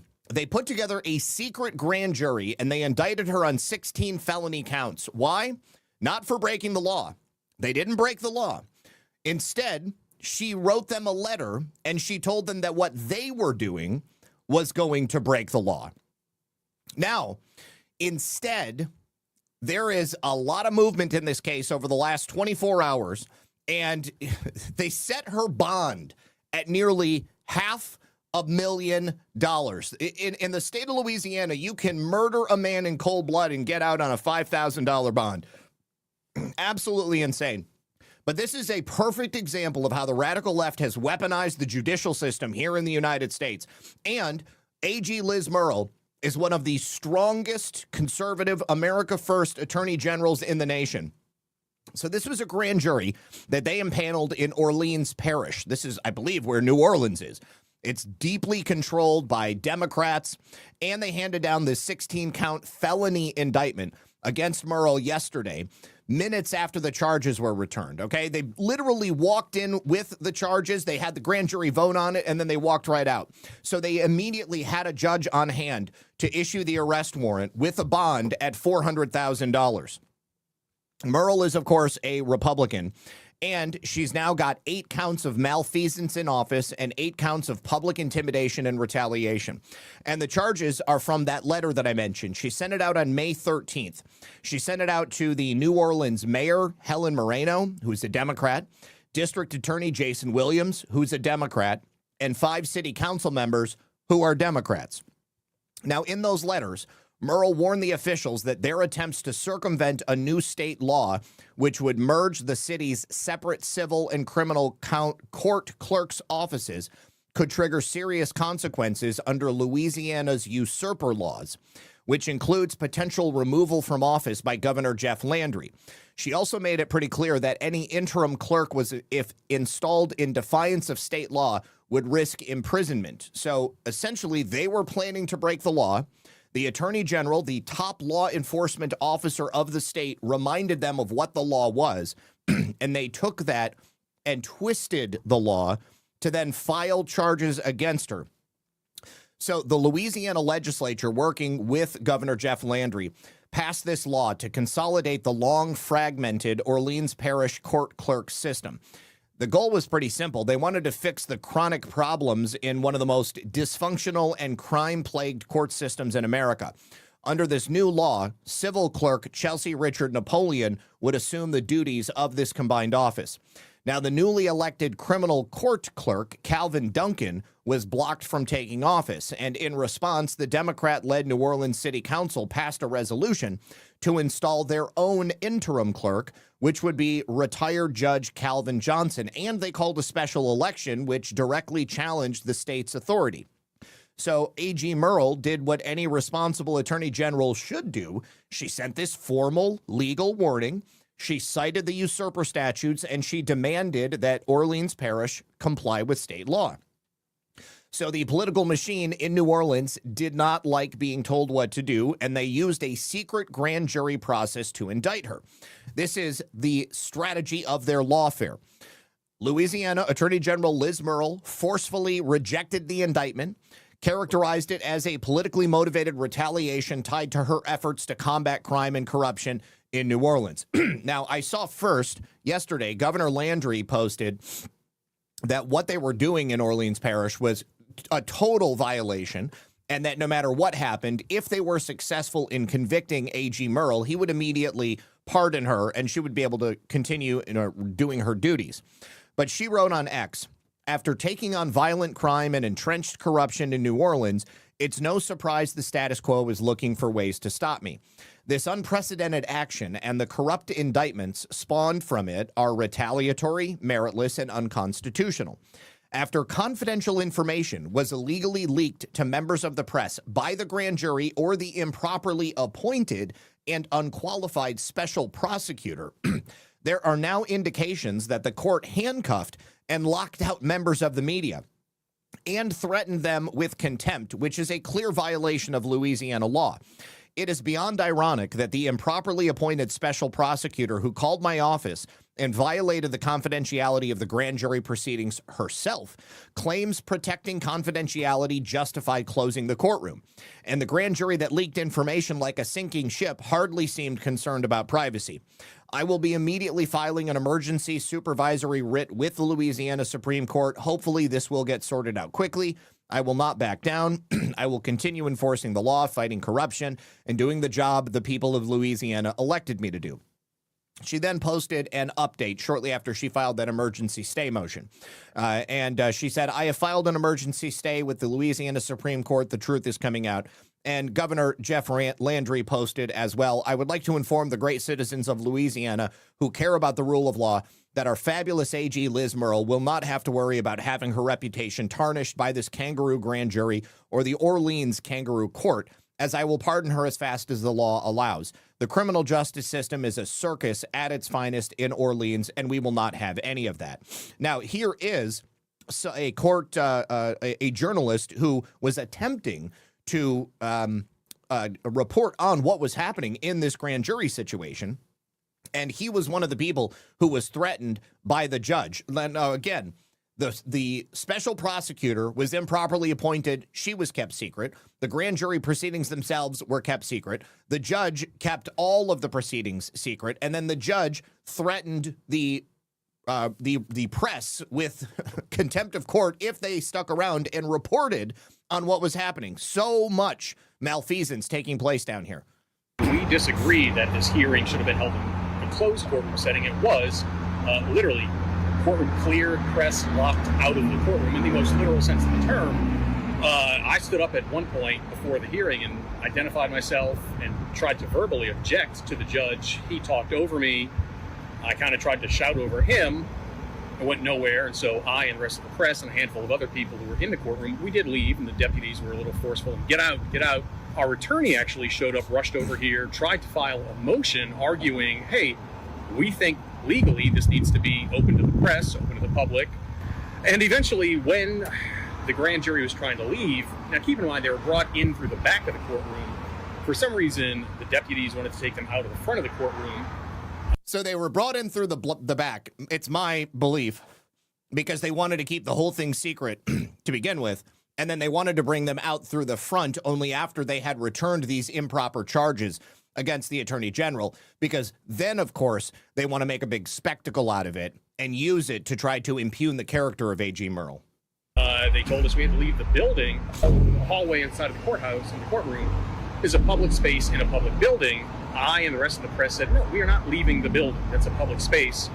Deputies got heated with us. Some other members of the press pushed back a little bit. I eventually said to a deputy, I said, I'm not leaving. It's a public space in a public building. He flipped me around, handcuffed me, and our attorney was handcuffed as well and actually read her rights, though she was released a short time later too. Well, and then we had to actually wait to hear what had happened with the indictment being returned from Special Prosecutor Lori White. So there are a lot of very strange situations going on with this whole case.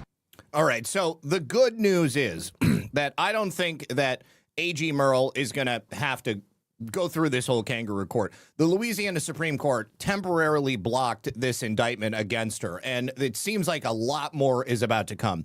So earlier today, they temporarily halted the criminal proceedings, and the court did not mince words when they handed down their decision. They cited A.G. Merrill's compelling argument concerning these disturbing defects in the grand jury proceedings and in the trial court's handling of those proceedings. The justices also noted there is considerable support that Merrill is likely to succeed on the merits of a motion to quash this indictment due to the apparent procedural irregularities. And from the decision they handed down, they said, like the U.S. Supreme Court, in evaluating a stay, we often consider, one, whether the applicant has made a strong showing that he or she is likely to succeed on the merits of their appeal, two, whether the applicant will irreparably be injured absent a stay, and three, whether the issuance of the stay will substantially injure the other parties interested in the proceeding, and finally, four, where the public interest lies. Now, in this case, the Attorney General makes a compelling argument concerning the disturbing defects in the grand jury proceedings and in the trial court's handling of those proceedings. This indictment appears to turn the law on its head and flows from what appear to be extraordinary procedural defects and improprieties. By all public accounts, the Orleans Parish Criminal District Court violated express provisions of state law requiring that grand juries return occur in the public eye in open court. Numerous media outlets have stated that reporters were handcuffed and removed from these otherwise public proceedings, and this dispute arises from Attorney General's defense of a recent duly enacted state law that abolished the office of Orleans Parish Criminal District Clerk of the Court. Act 15 of the 2026 regular session was part of a package of bills directed at bringing the number of Orleans Parish judicial offices more in line with the other parishes of Louisiana. Now, this court already held that Act 15 was a constitutional exercise of the legislature's authority. They had already tried in another case to abolish this law. The seat abolished would otherwise have been held by Mr. Calvin Duncan. Now, Lori White, the special prosecutor appointed in the instant matter, was previously Mr. Duncan's attorney. Ms. White is also currently being defended by Attorney General Merrill's office in a sexual harassment suit against Ms. White. The likely conflicts of interest precluding her involvement in this matter, if accurately stated, should have been obvious. The Attorney General raises significant constitutional and legal issues with the potential application of Louisiana Regular Session 14-122 to this situation. She argues she was merely performing her constitutional duty to defend the state's law and that her legal interpretation of that law was correct. She also contends that this particular criminal statute requires violence, force, extortionate threats, or true threats as defined by the law, which requires that those threats be unlawful or include a threat of bodily harm or death. Kind of reminds me of what they did to Tina Peters in Colorado.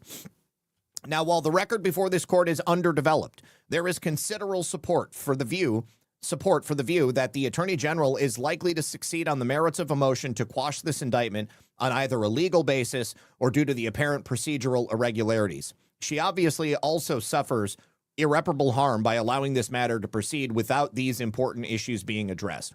So the order allows Merrill to pursue legal challenges. It includes motions to dismiss the indictment and requests seeking the recusal of both the special prosecutor and the presiding judge.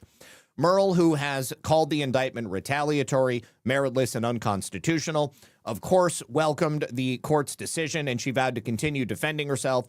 She also argued that these procedural irregularities included alleged conflicts of interest involving the special prosecutor, Lori White, and concerns surrounding the secrecy of the grand jury proceedings. All of it undermines the legitimacy of the case. On X, she wrote, "I'm grateful to the Louisiana Supreme Court for swiftly issuing a stay in this matter. The Constitution and the laws of Louisiana impose a wide swath of duties on the Attorney General. I will continue to carry out those duties to the best of my ability. This matter is not over. I will still need to file the necessary motions to seek a dismissal, which will be forthcoming. I want to thank the many friends and supporters who have expressed their support and encouragement. And I hope this political witch hunt is not a harbinger of things to come, but I fear that it is. I, too, fear that it is. I think that we're likely to see more challenges like this happening around the country because we've had a full infiltration of the court system by George Soros-funded prosecutors and, of course, judges that arose out of the defund the police movement. I hope neither the grand jury investigation law nor the public intimidation law was intended to be used as a political weapon by a rogue, biased, vindictive special prosecutor, judge, and grand jury. I hope the legislature in the future will ensure this cannot happen again, and I hope everyone enjoys a safe and happy 4th of July. Happy birthday, America, land of the free, and home of the brave. Absolutely incredible that they were able to even get this as far as they did. If I could have just a moment of your time, please hit that like button. And I have a quick message from our friends on Rumble. Parents, grandparents, time for some real talk about America's special birthday coming up tomorrow. 250 years of freedom, grit, sacrifice, and the greatest experiment in self-governance that the world has ever seen. This is the perfect moment to help your kids understand why this country matters, not just the fireworks and the hot dogs, but the story behind it all. There's a free guide called The Kid's Guide to America's 250th Birthday, and it's truly a great way to introduce your kids to how America began. It'll teach them who the founding fathers were, what it was they risked, and why the ideas they fought for are still relevant.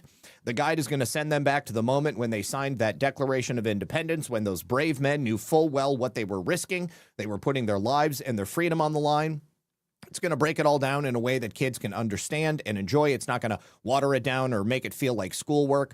So if you care as much as I do about raising kids who know where this country came from and understand why it's worth preserving, this is something that you're going to want to grab. And the best part is it is completely free with this special offer. All you do is pay the $2 for the shipping and handling. So you can get one by heading to freeusabirthday.com. Once again, that's freeusabirthday.com, and the Kid's Guide to America's 250th Birthday is there for your kids today. You can also use that QR code on screen. It's in that direction right there, and you can use the link that you see in the chat. Thank you very much, freeusabirthday.com. Okay, and let me say thank you very much to a couple of people over here on Rumble. Principal Enigma, the Secret Service. I read that one. G. Fontez says, hashtag, was McConnell DOA? I think he was. I think he was DOA, and they had to bring him back to life. And then Bounds02, a $200 rant. My goodness. Thank you. Thank you for your generosity. Happy 4th of July. I enjoy listening to you, and God bless America. Thank you so much. I really appreciate that. And then Principal Enigma with a $50 rant. Thank you, sir. Let me make that a total of $250. Zach and Lisa, you will be in my prayers this weekend. Stay blessed and safe. Thank you so much, sir. I appreciate you. American Patriot 1776 says, hey, Zach, I hope you and Lisa are doing well and in good health. Happy Independence Day, brother. Where we go one, we go all. Yes, we are doing so well. Thank you so much, you guys. I really appreciate that. Also, thank you over on Pilled to Sean Joe, who says, have a blessed 4th, Zach and Lisa. Thanks for being a voice for the awakening. I know it's been a thankless job, but you keep showing up these many years. Thank you. I am proud and honored to be a part of it. Thank you, sir. Appreciate you. Sean Joe dropped another cookie, and Sulfanol dropped a pair of shades and said, happy July 4th weekend to Zach, Lisa, and the chat from the nation's oldest city. Are you in St. Augustine? You must be in St. Augustine. That's the oldest continuously occupied settlement in the United States of America. I don't know. Maybe you're in someplace else that is specifically designated with that. But Sulfanol, if you're in St. Augustine, that's awesome. Okay.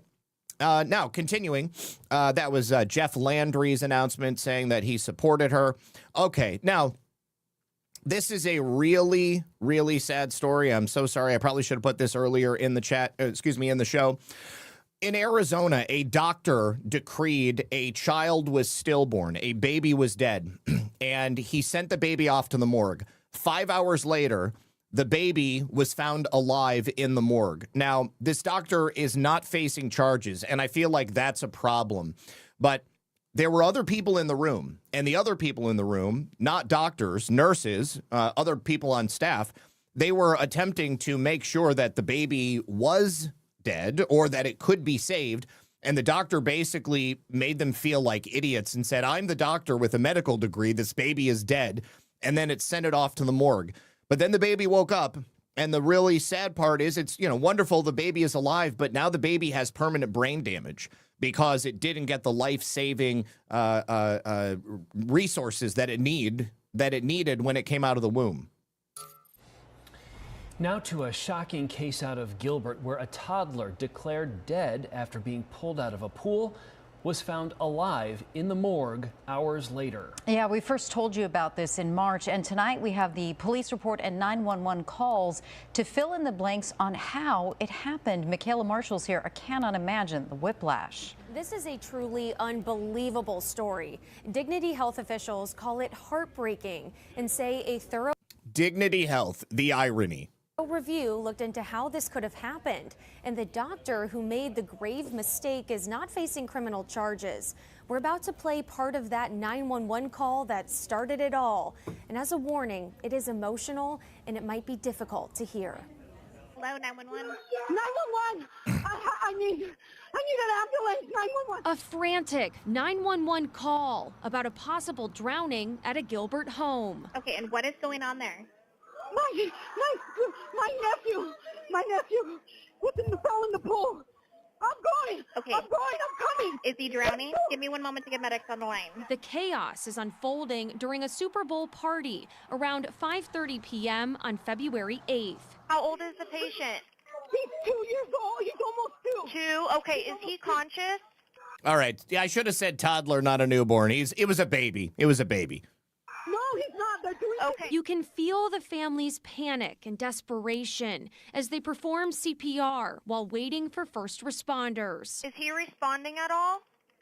He starts to respond and then he sobs. Please, just please. According to the police report, the 18-month-old was floating face down in a backyard swimming pool for about 10 to 15 minutes. Oh, the God. little boy was rushed to Mercy Gilbert Medical Center.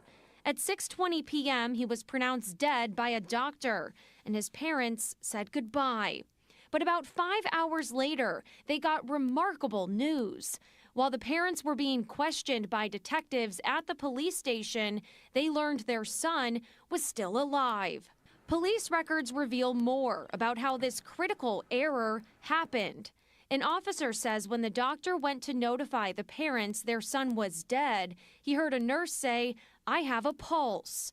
When that officer alerted the doctor, he arrogantly said he was the doctor. He has the medical degree. He went to medical school for a reason and to let him do his thing. Wow, what a prick. You know, I want to know who this doctor is. I want to know if he's an American or if he's like a H-1B doctor. Police witnessed the doctor tell hospital staff to stop performing life-saving measures because of the child's dire condition. And several nurses left the ER in tears after the time of death was called. The parents and police expressed concern the child appeared to still be breathing, hearing multiple gasps for air. But nurses said it was agonal breathing. An hour after being declared dead, an officer heard another gasp.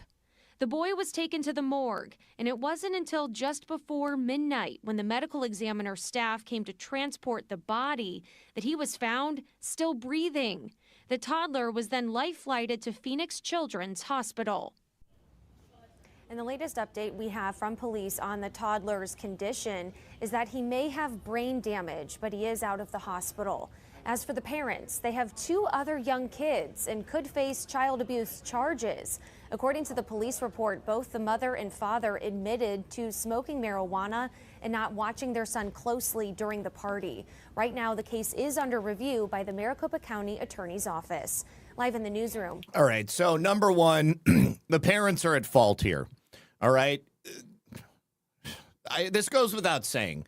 But if you've got a 2-year-old, if you've got a child of any age, and you are at an event, you should not leave that child unsupervised, especially when there is a body of water. I mean, it was a Super Bowl party, so I imagine that probably everybody was drunk or high, and these parents are absolutely at fault. But the doctor is also at fault, and that is extremely sick and cruel that he basically just, let the kid die. It's not worth it. It's not worth trying to save him. Okay, what happened to do no harm? Obviously, this guy does not adhere to that. So I wouldn't be surprised if there was a malpractice case that was going to be coming towards the hospital. I also wouldn't be surprised if the parents were charged. It's possible they could lose their other children. This whole thing is a tragedy. Did not need to happen. Never should have happened in the first place. Thank you to Patrick Deether. Yeah, parents were smoking weed in the garage. It's terrible. Absolutely terrible. Very, very sad story. All right. Now, I'm going to fill you guys in on a part of the Title IX case that I only just learned today. It only came out during the course of this case being argued before the Supreme Court. Now, the little boy who is at the center of this Supreme Court case, which it was all about letting boys play girls' sports. Becky Pepper Jackson is the mom, and Heather Jackson is the son who is living as a girl. Now, Becky Pepper Jackson, the mom, wrote a article, like an op-ed, about her son after the Supreme Court ruled on Tuesday in favor of West Virginia and Idaho, banning biological males from playing in girls' sports.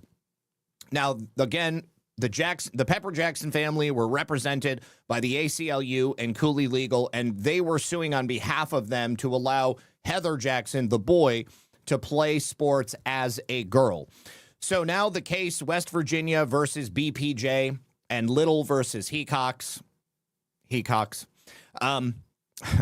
that got all the attention, but the specifics of the case did not get the attention that it deserves. Now, Heather Pepper Jackson is now 16 years old, and he started racing on the track team at 12 and competing as a girl until the case was decided on Tuesday. Everybody is familiar with the fact that he wanted to play sports. His mom makes him sound like a saint. And in this USA Today op-ed that she wrote, she said, the Supreme Court ruling on trans athletes can't change my daughter. My daughter, Heather Jackson, is a winner despite the court's ruling, and she applauded him for becoming a leader in the fight for our trans kids' civil rights and to always stay smiling. Now, she continued by saying the Supreme Court's decision does not change who Becky is. It cannot take away her connection to the sport, the lessons it has taught her, or the friends she has made. All that she's learned about leadership, working together, challenging herself, managing disappointment, and building confidence is wisdom she will have forever. Lessons we both are drawing upon in this moment. And whatever comes next, Becky will still be Becky.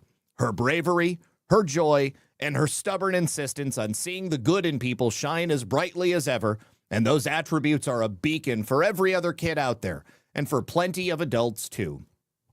However, Heather Jackson is the mother, Becky Pepper Jackson is the daughter, son. Heather Jackson neglected to mention the most disturbing details about the case. Now, it's not just that the girls on the track team didn't want to compete against a boy. They didn't want to compete against a sick pervert who was making threats of rape and sexual assault, because that's what Becky Pepper Jackson was doing. The son of Heather Jackson, posing as a girl, was going into the locker rooms with the actual girls and making sick threats of rape and sexual assault. Now, the lawsuit is where we learn this. Becky Pepper Jackson would tell the other girls on the track team, pardon my language, suck my dick. And during the time when they were competing against each other, about 2 to 3 times per week, Becky Pepper Jackson would look at some of the girls on the track team and say, suck my dick. They were usually other girls around who heard this, so it's not like a girl is just making this up. There are witnesses to Becky's behavior. There were other girls around who also said the same thing happened to them as teammates. BPJ made other, more sexually explicit statements that I felt threatened by. At times, BPJ told me quietly, I'm going to stick my D in your P, and sometimes added, and also in your ass as well. These comments are disturbing, but they are right in line with the troons that we have in America right now. When I say troon, I mean trans loons. I mean crazy transgender people who are obviously not really transgender. These are men, in my opinion, boys, in my opinion, who are sexually stimulated by pretending to be girls. And of course, they get a chance to be around girls in locker rooms. So the school district said they investigated these allegations and found them to be unsubstantiated. Don't believe the girls. We got to believe the troon.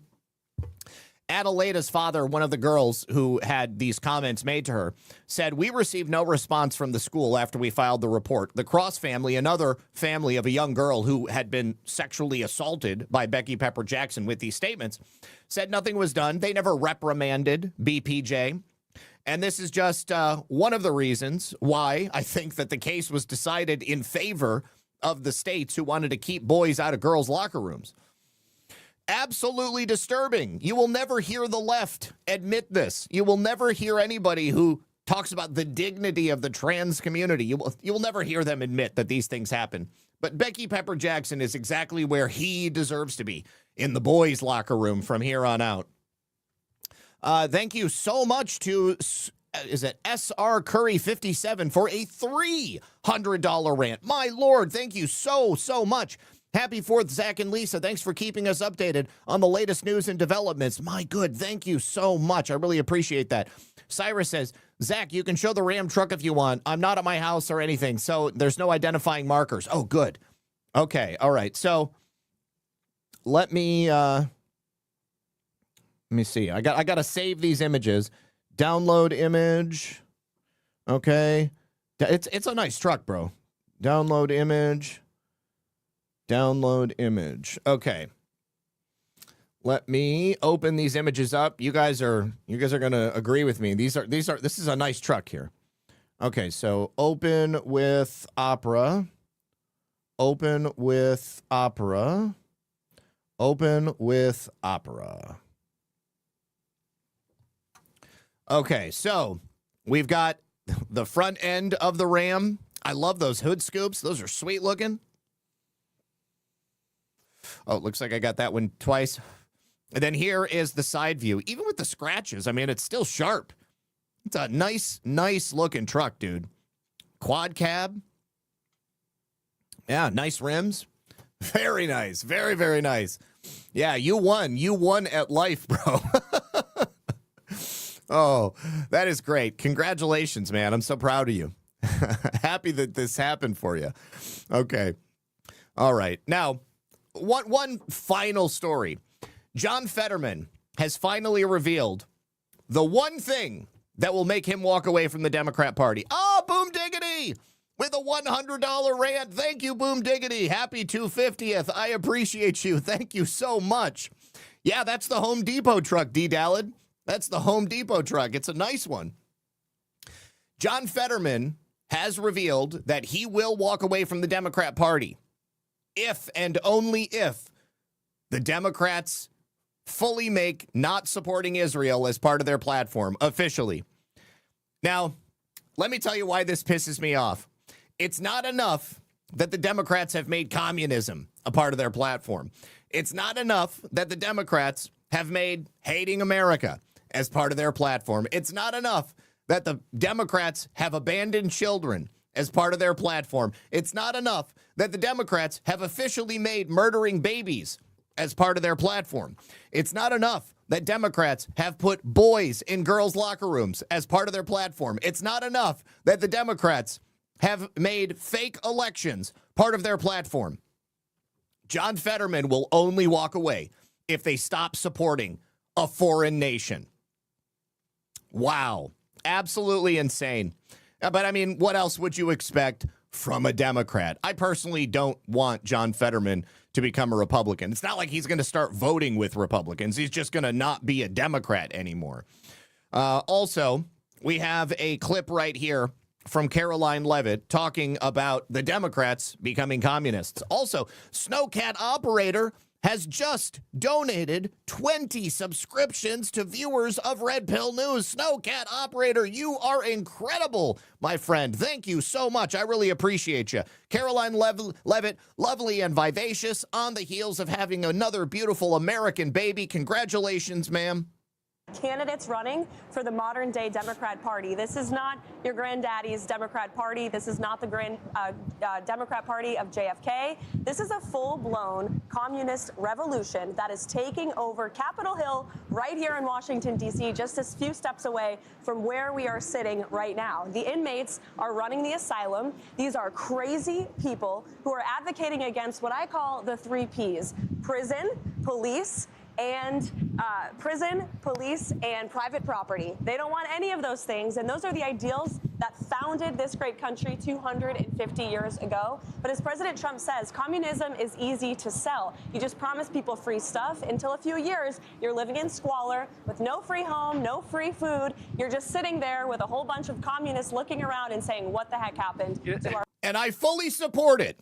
Continue to move forward. Accelerate the destruction of the Democrat Party. Roughly 1/3 of Democrats want to vote for candidates who call themselves Democratic Socialists. They are giving away how stupid they are, how brainwashed they are. Accelerate the destruction of the Democrat Party. MS Now contributor Donnie Joy Deutsch now sounding the alarm because Democrats are turning to the Democratic Socialists of America. He says they've gone off the rails. He doesn't know what to do. He is losing control. The media is losing control over the power that they previously had on the Democrat Party and the people in the Democrat Party. The socialists will take them to the gulags first. They will meet their end at the end of at the end of a rifle before anybody else. The socialists will not allow them to be part of their club. They will take their riches and they will redistribute them. Useful idiots these people have been up until this point, and they will be the first to go. Now, one final piece. This is what happens when you elect socialists. Seattle, socialist mayor, currently in power, pushing away business, taking companies that have long been a part of the fabric of society there in Seattle, taking their jobs, taking their wealth, taking their treasure, and moving to other parts of the country. So now you got to replace that. What are you going to do to replace that? Well, she invites the trans refugees. And when you get there, we will give you free boob jobs. We will give you free female feminization surgery. We will help you by cutting off your genitals. Come to Seattle, where all of the trans refugees are welcome. Well, at a certain point, that's not going to be enough because all of those trans refugees are not going to want to work. They're going to be socialists. They're going to ask for their free boob jobs, and then they're also going to want free SNAP benefits, and then they're also going to want free regular medical care, and then they're going to want free rent, and it's all going to implode. I love it. I love seeing the acceleration of the destruction of our enemies. It's long since time that these people find themselves a different ideology to live by. Very, very quickly, they are going to learn that what they have been pushing for has led to their own ultimate demise. All right, my friends, thank you for being here. Happy 4th of July. I am so excited to be celebrating America's 250th birthday. Tomorrow, I have my interview coming out with my friends from Pet Club. We're going to be talking about Coriolus Versicolor and why it is something that you should be taking. This is the thing that I have talked about previously in regards to medical research for cancer, not only for people, but for pets as well. It's what I advertised for at the beginning of the show. Thank you to everybody who has so generously supported the program today. I really appreciate it. I'm going to pass out these gold pills, and then that show will come out tomorrow at 5, and then I may play some video games on Sunday. Who knows? But either way, if I don't see you this weekend, I'll be back Monday at 5 p.m. for another episode of Red Pill News Live. Principled Enigma, finally, at the end of the show, Cradle of Liberty, birthplace of the American Revolution, was Boston, Massachusetts. Puritan, founded in 1630, in essence, putting ecclesiastical law in control of civil law. 12 out of 13 colonies did that. And yes, you are correct. What I was referring to with St. Augustine was merely that St. Augustine was the oldest continuously occupied settlement in America. That predated the colonists. It was actually a Spanish colony, but, you know, it's always been there. So either way, good luck. God bless. I'll see you guys soon. Bye-bye.